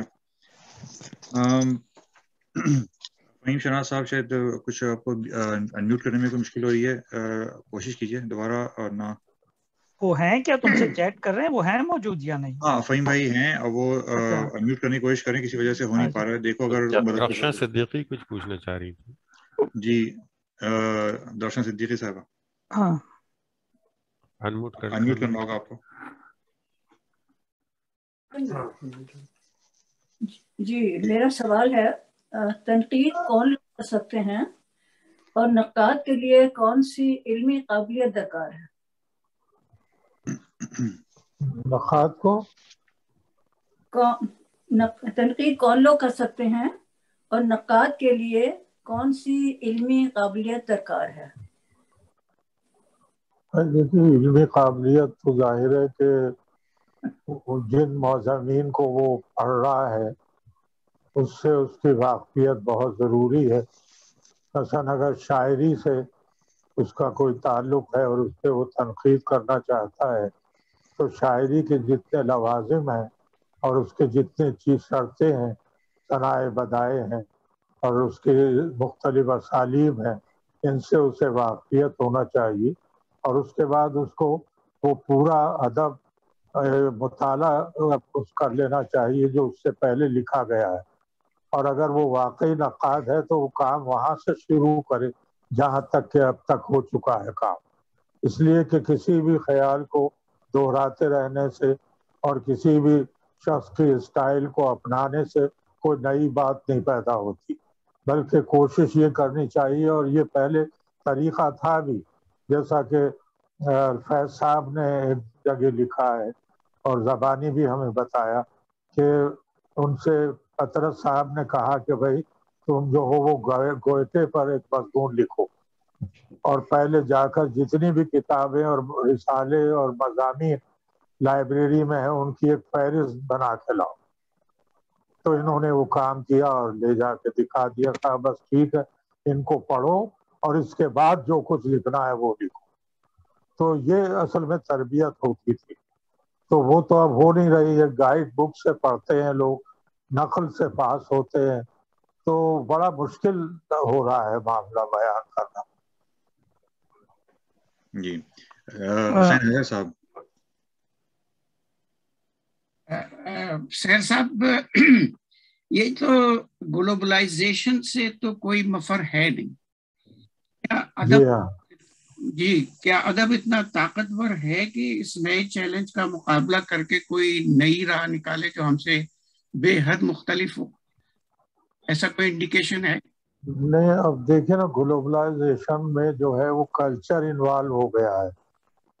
अब आप कराची यूनिवर्सिटी में भी और बाज़ और इदारों में भी, ये मैं नहीं कहता कि ये गलत है या सही है, लेकिन जीन्स पहनने का और स्पोर्ट शर्ट पहनने का लड़कियों में भी बहुत रुझान बढ़ता जा रहा है।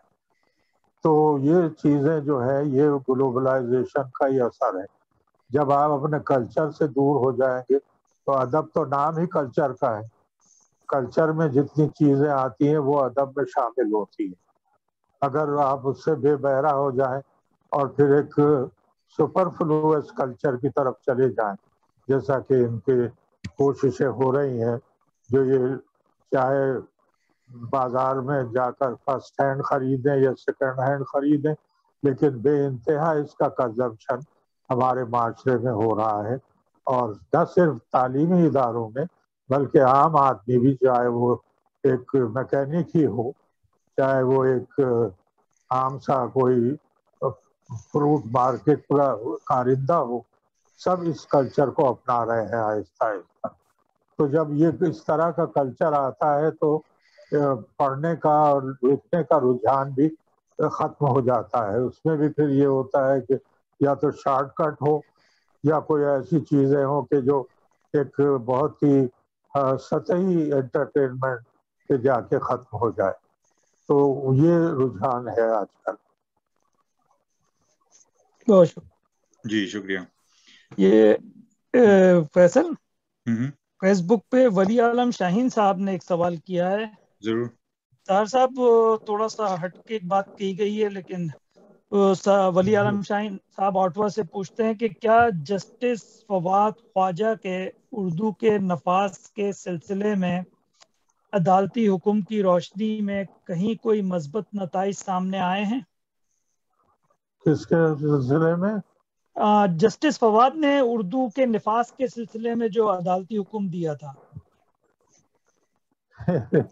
वो उसके लिए ये हुआ कि हमारी जो मुलाकात हुई गवर्नर सिंह से, तो हमने कहा कि साहब ये बड़ी अजीब बात है कि चीफ जस्टिस साहब ये फरमा रहे हैं कि मेरे पास कुव्वत नाफिजा नहीं है, तो अब ये कौन इसको नाफिज करेगा? तो कहने लगे इसको छोड़िए, सबसे पहले आप उनसे ये पूछिए कि वो ऑर्डर उन्होंने किस जबान में लिखा था कि उर्दू को नाफिज किया जाए। I am the head of the Urdu department.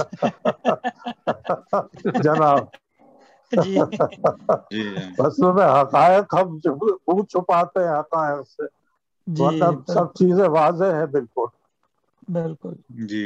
अच्छा सिकंदर भाई, आप कुछ पूछना चाह रहे हैं अभी इस मौके पर?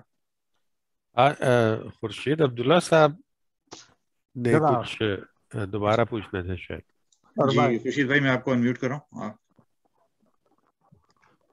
नहीं, वो मेरा ख्याल में आपने जो है जो कमेंट मैंने लिखा था वो आपने अब मुलाजा फरमाया है। मैं मुझे जो पूछना था वो मैंने पूछ लिया था, मगर ये कि वो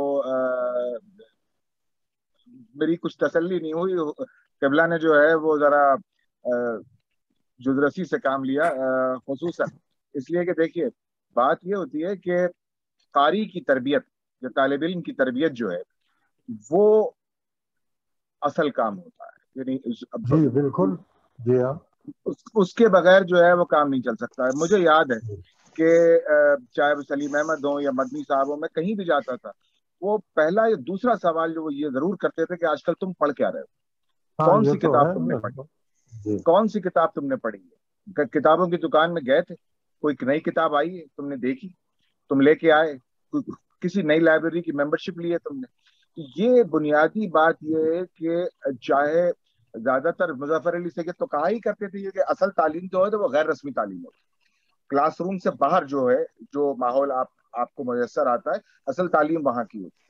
تو دیکھیں یونیورسٹی میں یا کالج میں جو ہے وہ ایک محدود وقت ہے, ایک محدود فورم ہے یا ایک اسٹرکچر ہے. میں اس کو تسلیم کرتا ہوں کہ مطلب جو ہے وہ شاید لابدی ہے, اس کو فالو کرنا پڑتا ہے, مگر راہیں اسی سے نکالی جاتی ہیں. کوئی نہ کوئی انوویشن کی ہی جاتی ہے کہ آپ اپنے طالب علموں کو زیادہ سے زیادہ ایکسپوز کریں. یہ ایکسپوجر کا کام ہوتا ہے. تو باہر بھی غیر رسمی تعلیم کا سلسلہ ہمارے بزرگ جو ہے وہ ایک ایک کر کے رخصت ہو گئے, اور جو ہم سے یہ سوال پوچھا کرتے تھے. اور رسمی تعلیم میں بھی جو ہے وہ صورتحال شہر کا آپ کے بالکل سامنے ہے, وہ تو ہر چیز سے بالکل کماحقہ واقف ہے. تو جو جواب قبلہ نے عطا فرمایا وہ شاید میرے لیے تو جو ہے وہ کافی ہو, مگر جو ہمارے سامعین ہیں ان کے لیے شاید جو ہے وہ صورتحال اتنی واضح نہیں ہوئی ہے کہ یہ زوال آیا کیسے ملتا. زوال بڑا ہمگیر ہے.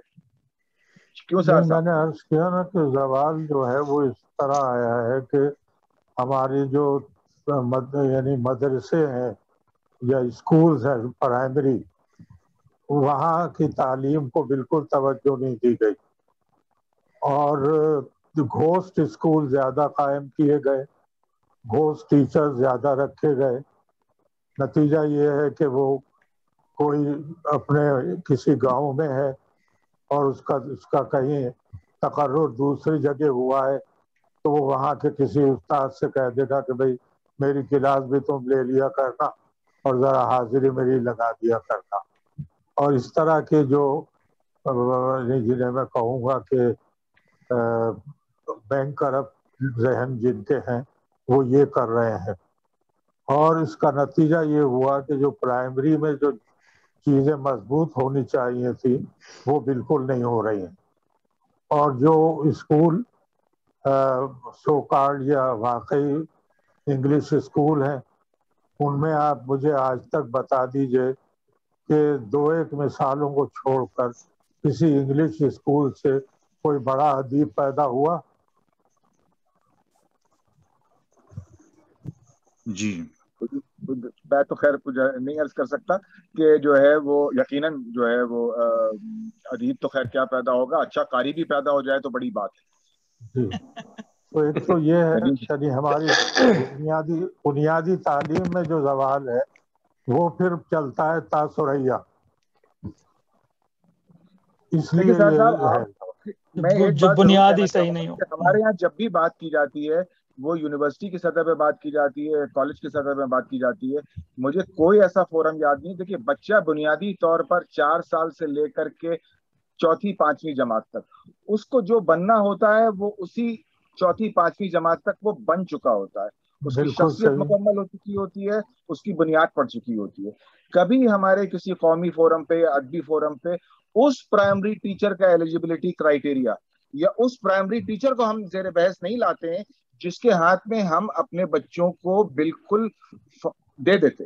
یعنی مطلب وہی KG1 میں KG2 میں کلاس 1 میں کلاس 3 میں میرے سارے اساتذہ جو تھے جنہوں نے مجھ کو جو ہے وہ بنیادی طور پر آج وہ بنایا جو کہ میں آج ہوں, وہ سب کے سب میرے پرائمری اسکول کے ٹیچرز تھے. اس میں کرسچن بھی تھے, مسلمز بھی تھے اور ہندو بھی تھے. تو ہم نے مجھے یہ گفتگو آج تک کہیں نہیں ملی یا اس پہ کہا بھی نہیں گیا کہ پرائمری اسکول کا جو استاد ہے وہ کب مضبوط ہوگا. اس کے لیے اس کا تو سخت سے سخت معیار ہونا چاہیے اور وہ ہائیسٹ پیڈ ہونا چاہیے. جب تک ہم یہ نہیں کریں گے یہ سب سخن ہے, کچھ حاصل ہونے کا نہیں. آپ کو تو زیادہ معلوم ہے کہ باہر کے ملکوں میں جو چھوٹی کلاسیں ہیں ان کو PhDs پڑھاتے ہیں کہ ان کو یہ ہے کہ بھئی یہ صحیح معنوں میں تو ان کو بنیاد بنانا ہے. اور پھر ان کے تو خیر مسائل ہی دوسرے ہیں کہ ہیومن نیچر اور نیچر اینڈ مین اس قسم کے میوزیم بنے ہوئے ہیں, بچے جاتے ہیں اور ہیڈ فون لگا کے ان کی ساری کیفیت سنتے ہیں, اسکیچنگ کرتے ہیں. وہ تو ان کا تو ایکسپوجر ہی دوسری طرح کا ہے. ہمارے یہاں انہوں نے ایک مثال دی تھی پرویز ہود بھائی نے کہ انہوں نے ایک جگہ جا کے دیکھا کہ صاحب سائنس پڑھائی جا رہی ہے تو استاد نے پہلے جو ہے چارٹ سے ایک ویسی ٹیڑھا میڑھا سا ایک بنا دیا خاکہ اور اس کے بعد کہا کہ یہ ایک بیلون ہے جس میں ہوا نہیں ہے، اور پھر ایک گول بنا کے کہا کہ یہ بیلون ہے جس میں ہوا ہے، اب اس کو تولیں گے ہم اور اس کو تولیں گے، پھر اس کو اس میں سے گھٹائیں گے تو معلوم ہوگا کہ ہوا وزن رکھتی ہے۔ تو انہوں نے کہا کہ جب آپ اتنی معمولی چیزوں کو بھی کانسیپٹ کے ذریعے پڑھا رہے ہیں تو کیا اس کے نتائج نکلے؟ تو بہت ہی مطلب پبا کجا کجا نہم والی بات ہے یہ۔ جی ہمارا اس حوالے سے بلکہ ایک سوال بھی تھا، اور بلکہ خورشید بھائی نے اس کا اچھا خاصا اسے تفصیلی طور پر سوال کو پوچھا بھی، اور آپ نے شاید جواب بھی دیا۔ یعنی ہمارا سوال یہ تھا کہ کیا جو پرائمری کلاسز ہیں، بالکل چھوٹی کلاسز، وہاں سے بچوں کی ادبی اور تنقیدی دونوں تربیت توجہ ضروری ہے، اور یعنی کہ ان کے اساتذہ کی بھی اسی لحاظ سے تربیت ضروری ہے تیسری چوتھی کلاس سے؟ تو غالباً میں اگر سمجھ رہا ہوں تو آپ یہ کہہ رہے ہیں کہ جو بالکل بنیادی تعلیم جہاں سے شروع ہو رہی ہے، آپ صرف کالج اور یونیورسٹی کی بات نہیں کر رہے، آپ کہہ رہے ہیں کہ بالکل بنیادی تعلیم جہاں سے شروع ہو رہی ہے وہاں سے اساتذہ کی تربیت۔ جی ہاں جی ہاں، وہ بالکل یہی ہے نا کہ نرسری جو ہے جب وہ اس میں پودے نہیں صحیح طرح سے اگ رہے تو وہ قداور درخت کیسے بنیں گے؟ سب سے بنیادی چیز جو ہے وہ یعنی اس کی توجہ دینی چاہیے جو پرائمری ایجوکیشن کی طرف۔ ہمارے ہاں چونکہ آوے کا آوا ہی بگڑا ہوا ہے، کون سا شعبہ صحیح کام کر رہا ہے، تو تعلیم پہ تو ویسے ہی بہت کم ہمارے ہاں توجہ دی گئی، اور اس کا نتیجہ سامنے ہے۔ لیکن امید کی جا سکتی ہے کہ کسی وقت میں انشاءاللہ حالات ایسے نہیں رہیں گے اور بدلیں گے، اور لوگ جو ہے اپنی چیزوں کو درست کریں گے۔ لیکن اگر ان چیزوں کو ہم الگ بھی رکھ لیں تو کچھ بنیادی سوالات ہیں، جیسے کہ کیا تنقید انسان کے معاشرتی رویوں کی گہرائی تک پہنچنے اور ان کی گتھیاں سلجھانے میں کامیاب ہو سکتی ہے یا ہو رہی ہے؟ ہو سکتی ہے اگر صحیح طرح پڑھا جائے، اور اس کے بعد یہ دیکھا جائے کہ بھائی یہ جو ہے یعنی اگر جیسے اشعار میں جو باتیں آتی ہیں کہ نہ کبھی کرو کسی سے کوئی تم سلوک ایسا کہ جو کوئی تم سے کرتا تمہیں ناگوار ہوتا، تو اب یہ بچوں کو ظاہر ہے جب اس طرح کے مولانا اسماعیل میرٹھی کی کتابوں سے یہ چیزیں ہٹا لی گئی ہیں، ابھی تک یہی جھگڑا طے نہیں ہوا ہے کہ یکساں نصاب کے کیا معنی، اور ہر صوبہ جو ہے ڈر رہا ہے کہ صاحب اب اس کے اثرات ہمارے صوبے پہ آ جائیں گے، تو یہاں تو بنیادی باتیں ہی طے نہیں ہیں ابھی، اس چیز پر گفتگو کریں۔ اچھا، یہ جو آپ نے ذکر کیا تھا کہ حالی کے بعد ہم حالی سے آگے نہیں بڑھ سکے، تو اگر یہ بات کہی جائے تو کیا یہی وجہ ہے کہ ہمارے ہاں جب بھی تنقید لکھی جاتی ہے تو اس میں ہمارے ہاں مغربی حوالے بہت زیادہ ضروری ہوتے ہیں؟ بہت زیادہ نہیں کہوں گا، اب مغربی حوالے ضرور ہوتے ہیں، تو کیا ابھی ہم اس وجہ سے ہم خود کفیل نہیں ہو پائے ہیں؟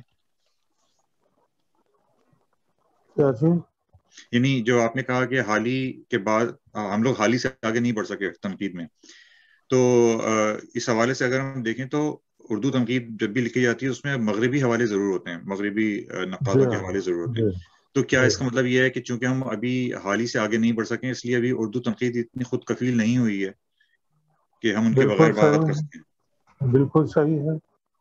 اب وہ بات یہ ہے کہ مغربی حوالہ بھی اس وقت دیا جائے جب کہ ناگزیر ہو جائے، جی، یعنی مثلا یہ کہ ابھی آپ نے جو کہا تھا کہ ادب تنقید حیات ہے، اب یہ ہم اپنی طرف سے نہیں لکھ سکتے، یہ ظاہر ہے کہ ویری ویل نون ورڈکٹ ہے یہ میتھیو آرنلڈ کا، تو اس کا حوالہ دینا پڑے گا، لیکن یہاں تو یہ ہے کہ وہ پورا کا پورا مقدمہ کسی سے بنا کر اور پھر اپنے مثالیں جو ہیں اس میں دے دی جاتی ہیں، تو یہ چیز جو ہے یہ نقصان پہنچا رہی ہے تنقید کو۔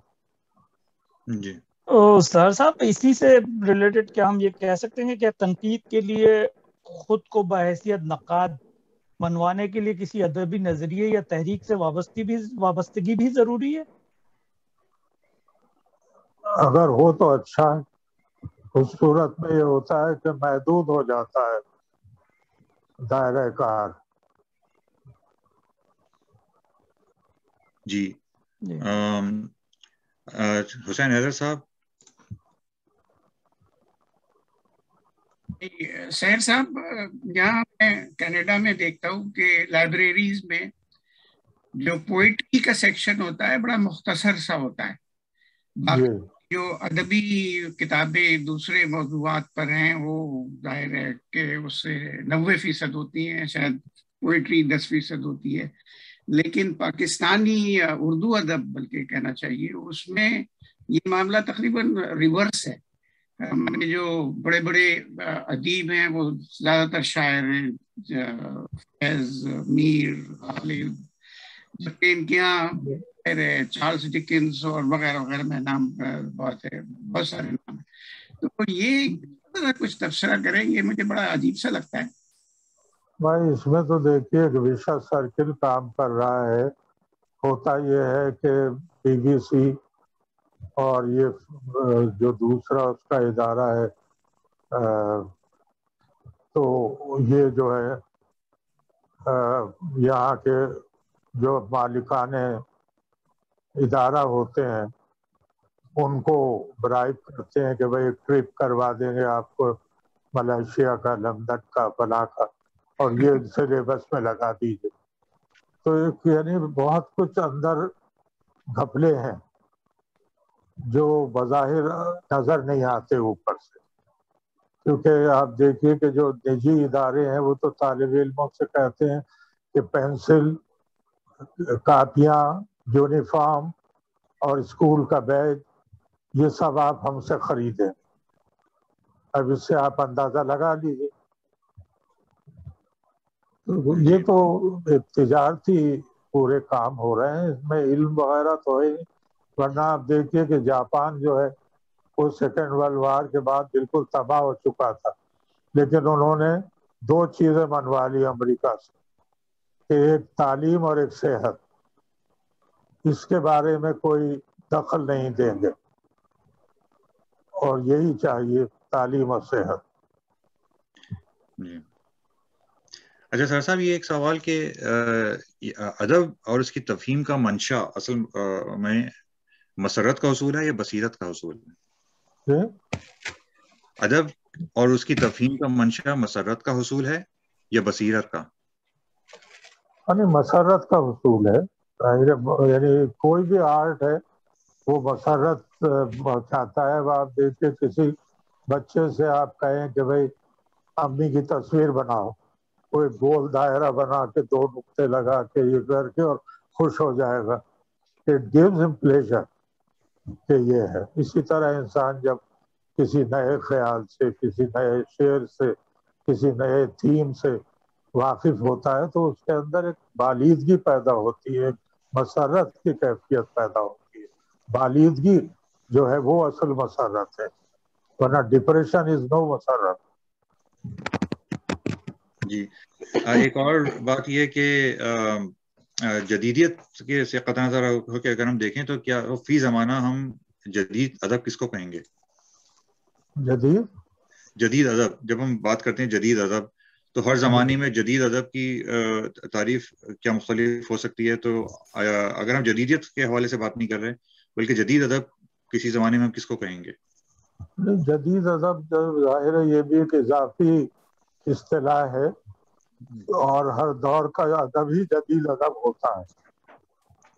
جو دور گزر جاتا ہے وہ کلاسکس میں یا نیو کلاسکس میں شامل ہو جاتا ہے، اور باقی جو اپنے زمانے کی آگہی اور شعور کے مطابق لکھا جاتا ہے وہ جدید ادب ہوتا ہے. انور بھائی آپ کے پاس جنید انور بھائی پوچھنا چاہ رہے ہیں. انور بھائی میرا سوال وہ جو ناول ہے آگ کا دریا اس کے حوالے سے ہے کہ کیا اس سے کہا گیا کہ یہ جو ہے ایک تاریخ نویسی ہے، یہ ناول نہیں ہے. اس بارے میں آپ کی کیا رائے ہے؟ اصل میں یہ ہے کہ کچھ لوگوں کا یہ کہنا تھا، اور اچھے خاصے معقول لوگوں کا، کہ صاحب اگر ہمیں تاریخ ہندوستان کی پڑھنی ہے تو تاریخ میں پڑھیں، ناول کیوں پڑھیں؟ لیکن ناول ایک زندہ حقیقت ہوتی ہے اور تاریخ جو ہے وہ ایک سلائی ہوئی عبارت ہے، سوئی ہوئی عبارت ہے جس میں زندگی نہیں ہوتی، دل نہیں دھڑکتا۔ اب اس کی مثال آپ اس طرح لیجئے کہ جس وقت کارلائل نے فرینچ ریولوشن پہ کتاب لکھی تو بڑی ریسرچ کے بعد بہت اس کا میٹر جو ہے وہ اکٹھا کیا اور وہ کتاب ہے بھی موجود، لیکن اسے اندازہ ہوا کہ اس نے حق ادا نہیں کیا، تو اس نے اپنا یہ سارا میٹر دے دیا ایچ جی ویلز کو، اور اس نے پھر یہ ٹیل آف ٹو سٹیز لکھی، اور جس سے جو ہے وہ آیا کہ صاحب واقعی اس نے حق ادا کر دیا، زندگی پیدا کر دی۔ ڈکنس کو دیا ہے Tale of Two Cities, Charles Dickens. تو دونوں کا فرق واضح ہے کہ ایک جگہ ریسرچ کا پورا کام ہے اور ایک جگہ صرف فکشن ہے، لیکن اس فکشن میں زندگی ہے اور اس ریسرچ ورک کو آپ اسٹیل ریالٹی کہہ سکتے ہیں۔ چارلز ڈکنس۔ جی جنید، ہاں، میں سر صاحب یہ پوچھ رہا تھا کہ وہ پچھلے اس پہ بات ہو رہی تھی، تو کیا ہماری مطلب زمین میں، ہماری مٹی میں ترقی پسند تحریک کے علاوہ بھی اور کسی ادبی تحریک نے کوئی جڑ پکڑنے میں کامیاب ہوئی ہے یا کچھ اپنا اثر ہوئے ہیں؟ ایک تو ادبی تحریک سر سید احمد خان کی تھی جس کا بہت ہی ہماگیر اثر ہے اور آج تک ہے۔ اس کے بعد پھر یہاں پاکستانی ادب کی تحریک بھی چلی، اسلامی ادب کی تحریک بھی چلی، اور حلقہ ارباب ذوق کی تحریک بھی ہے۔ تو تحریکیں تو ہیں، ان کے اثرات بھی ہیں۔ اچھا، یہ جیسے ہم نے ایک زمانے میں دیکھا قاسمی صاحب اور وزیر آغا، ڈاکٹر وزیر آغا، ان لوگوں کے معرکے تھے جس کو ہم ترقی پسند تحریک اور ترقی پسند مصنفین اور حلقہ ارباب ذوق کا معرکہ بھی غالباً کہہ سکتے ہیں، یا پھر شمس الرحمان فاروقی صاحب اور گوپی چند نارنگ صاحب، ان لوگوں کے مارکے ہم دیکھتے ہیں۔ تو کیا اس کے بعد نظریاتی سطح پر ہم جو تنقید ہے اس میں کوئی امتیازی لگی کھینچی جا سکتی ہے؟ ہاں، نظریاتی سطح پر ظاہر ہے کہ یہ بالکل دوسرے ہی انداز کے ہیں دونوں، اور انہوں نے جو ہے، کیونکہ دیکھیے سب سے بڑی چیز یہ ہے کہ جب تک دنیا میں فاقہ زدہ لوگ ہیں موجود اور ننگے بھوکے اور تعلیم سے محروم لوگ ہیں، تو اس میں یہ ذہنی عیاشی ہے کہ آدمی ڈی کنسٹرکشن اور اسٹرکچرزم اور اس میں پھنس جائے جا کر۔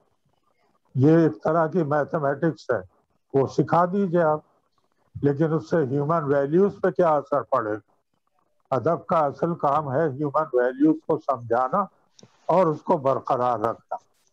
اگر یہ نہیں ہے تو وہ ادب نہیں، چاہے نظریہ کوئی بھی ہو اور کسی قسم کا بھی نعرہ لگایا جائے، لیکن اس کے ساتھ یہ چیزیں مشروط ہے کہ ویلیوز آف لائف، ان کا اقدار کا تصور، ان کا احترام اور ان کے زندگی میں ان کا برتاؤ، یہ ادب سکھاتا ہے۔ جی میں پوچھ لوں گا؟ جی اصل میں اب ٹائم بھی اب تھوڑا رہ گیا ہے ہمارے پاس، تو کچھ سوالات پوچھنے کے بعد سحر صاحب سے بھی کچھ سنیں گے۔ جی ہاں، بس اچھا میں یہاں پہ عرض کرتا چلوں کہ ہم ابھی 2-4 سوال ہمارے ہیں، بس ان کے بعد پھر ہم سحر صاحب سے گزارش کریں گے کہ اپنا کچھ کلام عطا کریں، تو ہم پہلے وہ 2-4 سوال ہمارے جو ہیں وہ کر لیتے ہیں۔ جی، تو ایک سوال جس کو اب ہر دفعہ پوچھا جاتا ہے، اور وہ ہے سوشل میڈیا کے مطابق، اور یہ ایک حقیقت ہے، دنیا اسی طرف جا رہی ہے، لوگ اس پہ شفٹ ہو رہے ہیں۔ میں نے تو اب دیکھا ہے کہ بہت ہی بزرگ جو ہیں شاعر وغیرہ، وہ بھی اب انہوں نے شروع کر دیا ہے فیس بک پہ کچھ نہ کچھ ڈالنا۔ تو سوال یہ ہے کہ سوشل میڈیا کی غیر سنجیدگی کے باوجود، رسائل کم ہونے کے باعث نئی تخلیقات بری ہو یا اچھی ہو جیسی بھی ہو کاغذ پر کم اور انٹرنیٹ پہ زیادہ شائع ہو رہی ہیں.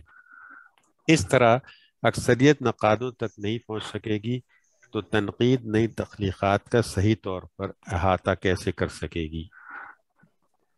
نہیں یہ تو ہے، یہ تو سوچنے کی بات ہے. یعنی اس پر پابندی کسی طرح لگنی چاہیے، یا جیسے گروپ بنائے ہیں لوگوں نے تو ان گروپ میں یہ انہوں نے رکھی ہے، اخلاقی پہلو رکھا ہے کہ صاحب کوئی اس طرح کے غیر اخلاقی باتیں جو ہیں یا ادب کے معیار سے گری ہوئی باتیں نہ آئیں ہمارے گروپ میں.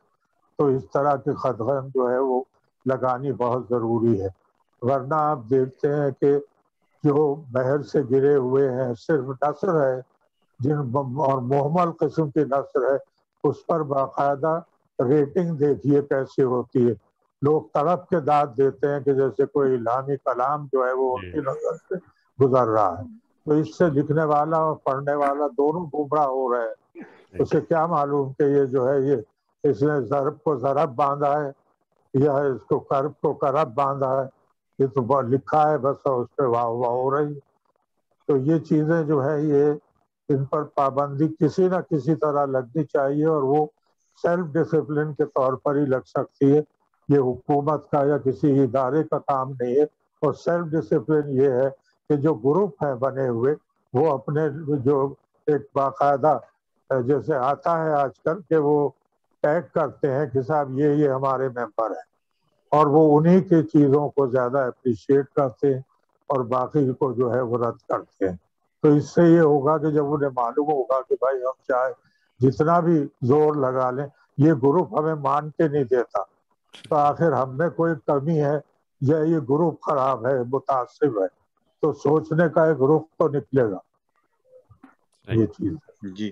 تو ایک صاحب ایک بات اور میں اسی سے ریلیٹڈ سار صاحب کہنا چاہوں گا کہ کیا جب یہ اس طرح کی چیز ہوتی ہے تو ان لوگوں کا یہ ذمہ داری نہیں بنتی ہے کہ جو اس بات کو واضح کر سکتے ہیں کہ اس شاعری میں، اس نثر میں، یا اس جو بھی چیز پوسٹ کی گئی ہے اس میں یہ کمی ہے، تو وہ جائیں اور اس پوسٹ کے اوپر اپنے کمنٹس میں یہ بات بتائیں کہ ہمیں یہ نہیں کرنا چاہیے؟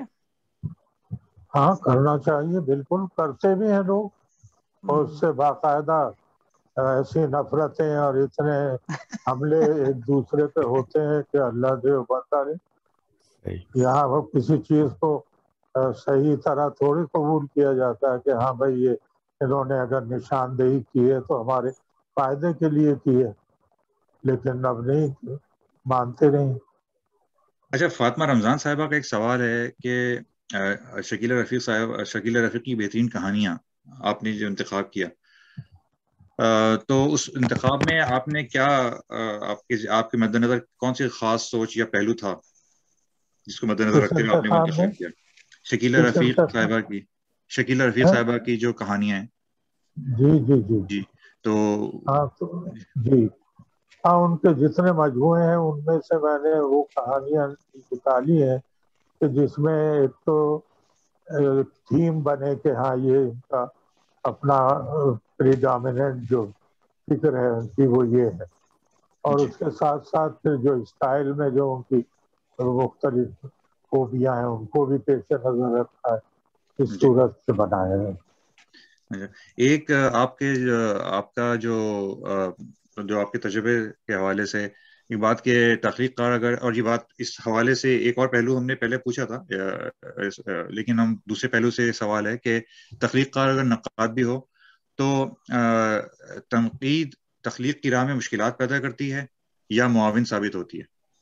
نہیں، معاون ثابت ہوتی ہے کہ وہ بتاتی ہے کہ یہاں چوک گئے، یہاں غلط پڑے، یہاں جو ہے وہ یہ اس کو اس طرح ہونا چاہیے تھا.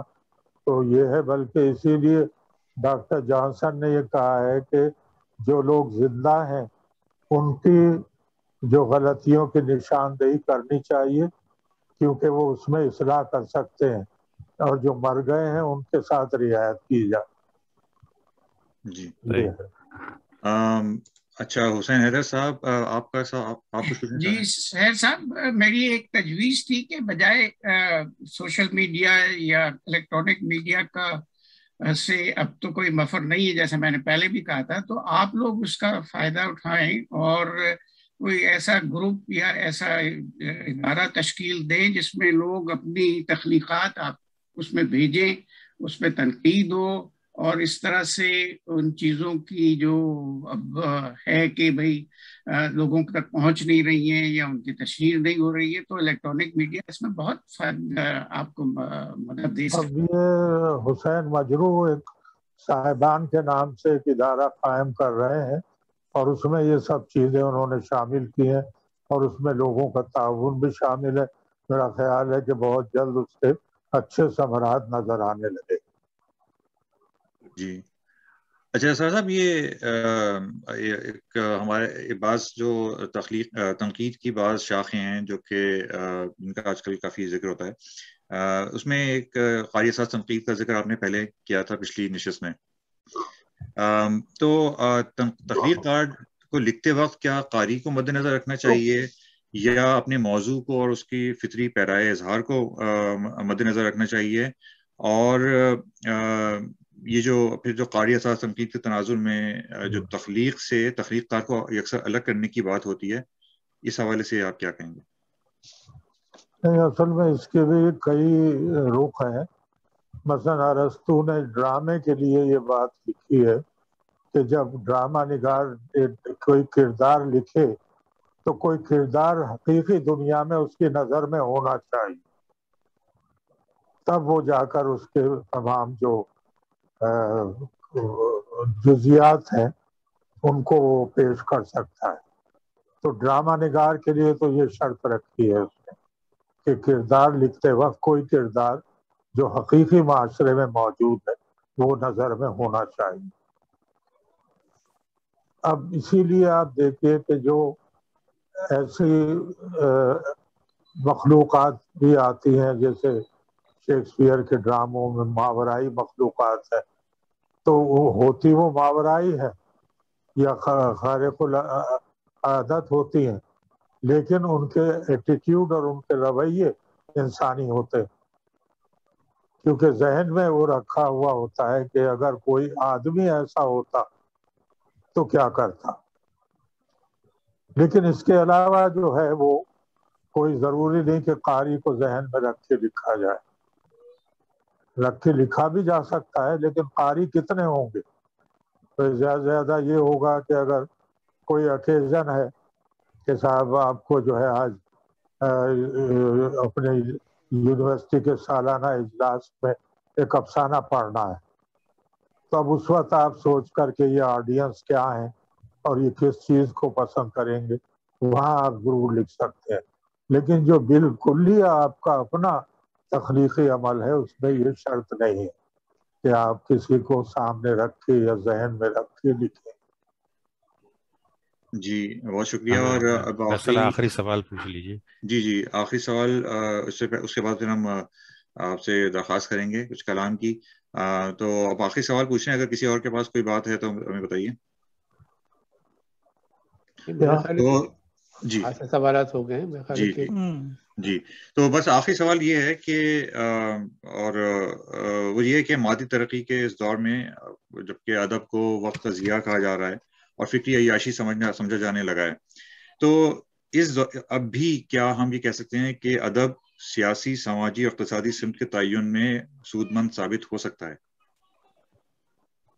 نہیں، یہ تو سب چیزوں سے بہرور نہیں بہرور ہونا چاہیے ادب کو، سیاست سے، معیشت سے اور اخلاقیات سے اور طرز زندگی جو ہے کلچر میں، ان سب سے اس کو واقفیت ہونی چاہیے اور ان سے بہت سی چیزیں اخذ کر کے اور اپنی تخلیق کا حصہ بنانا چاہیے۔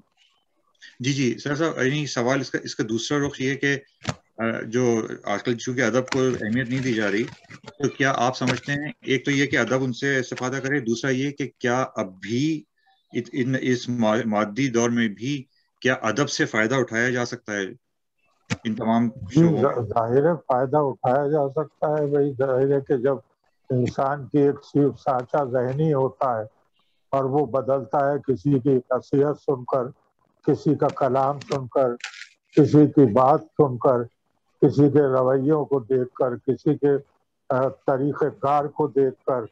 तो जब अदब में भी इस तरह की कोई चीज़ आएगी तो वो यकीनन ज़हन को तब्दील करेगी। जी बहुत शुक्रिया। और अब आपसे एक फातिमा रमज़ान साहिबा ने एक ज़ाती से सवाल किया था कि आपका नाम तो अनवर मकबूल अंसारी है, सहर तखल्लुस किस खूबी या किस वजह से आपने मुंतखब किया? भाई हुआ ये कि जिस ज़माने में हमने शेर कहना शुरू किया तो वो अर्ली 50s का ज़माना था, और उस ज़माने में अगर कोई लड़का शायर निकल जाए तो जाहिर है कि समझा जाता था कि बस अब ये गया हाथों से। लेकिन हमें चूँकि थी चटक तो हमने कुछ कह रखा था और अलम तखल्लुस किया अपना। लेकिन हमारे उस्ताद जाले मुरादाबादी साहब ने जब मेरी चंद गज़लें देखी उसके बाद ये कहा कि भाई अपना तखल्लुस तब्दील करो और कोई ऐसा तखल्लुस जिसमें शादमानी हो, रोशनी हो, बेहतर मुस्तकबिल का तस्वुर हो। तो अब उसमें हमने बहुत तलाश किया कि सह लफ्ज़ी सह हरफी कोई लफ्ज़ ऐसा मिल जाए जो अलम की जगह रख सके। तो उस वक्त हमारे जहन में एक ही नाम आया, वो सहर आया, वो हमने रख दिया। लेकिन अब उसका करना ये हुआ कि अब कोई औरत या कोई मर्द बस होना चाहिए, उसके आगे या तो सहर है या उसके पीछे सहर। जी बहुत अच्छा। अच्छा, मैं इस मौके पर आप सब जितने हाजिर हैं उन सबको अनम्यूट कर रहा हूँ। अभी दरखास्त है आप लोग अनम्यूट हो जाएं। हम लोग सहर साहब से अब उनसे कुछ कलाम सुनना चाहेंगे। तो सहर साहब आपसे गुजारिश है कि अपना कुछ कलाम हमें अता करें तबरुकन ऐसा, और फिर उसके बाद फिर हम महफिल का इख्तिताम करेंगे। करता हूँ इरशाद। रास्तों में एक नगर आबाद है, रास्तों में एक नगर आबाद है, इस तस्वुर ही से घर आबाद। रास्तों में एक नगर आबाद है, इस तस्वुर ही से घर आबाद। कैसी कैसी महफिलें सुनी हुई, कैसी कैसी महफिलें सुनी हुई, फिर भी दुनिया किस कदर आबाद है। कैसी कैसी महफिलें सुनी हुई, फिर भी दुनिया किस कदर आबाद है, फिर भी दुनिया किस कदर आबाद है। कैसी कैसी सूरतें गुम हो गई, कैसी कैसी सूरतें गुम हो गई, दिल किसी सूरत मगर आबाद है। ऐसी कैसी सूरतें गुम हो गए, दिल किसी सूरत मगर आबाद है। और जिंदगी पागल हवा के साथ साथ, बहुत अच्छी, जिंदगी पागल हवा के साथ साथ मिसले खाके रह गुजर आबाद है।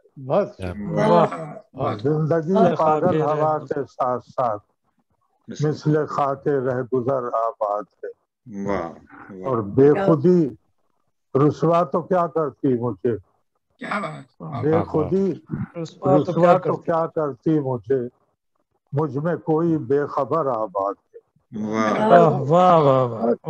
बेखुदी रुसवा तो क्या करती मुझे, मुझ में कोई बेखबर आबाद है। और मख्तार है कि धूप भी सौला गई है जिस जगह, क्या बात, धूप भी सौला गई है जिस जगह, उस खराबे में सहर आबाद है। वाह वाह भाई, वाह वाह वाह, क्या तखल्लुस का इस्तेमाल है। वाह वाह, उस खराबे में सौला गई है जिस जगह, उस खराबे में सहर आबाद। वाह वाह, क्या अच्छा है। तखल्लुस का बहुत खूबसूरत इस्तेमाल है। اور تبدیل کرنے کی وجہ بھی سمجھ آ گئی اب.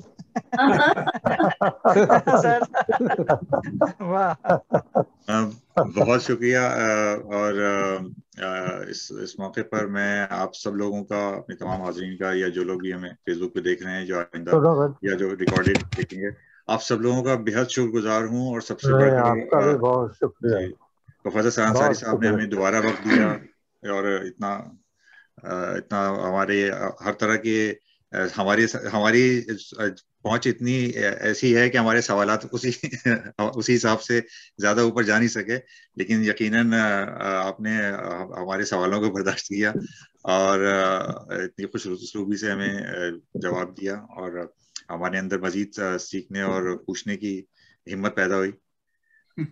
تو بہت شکریہ جناب.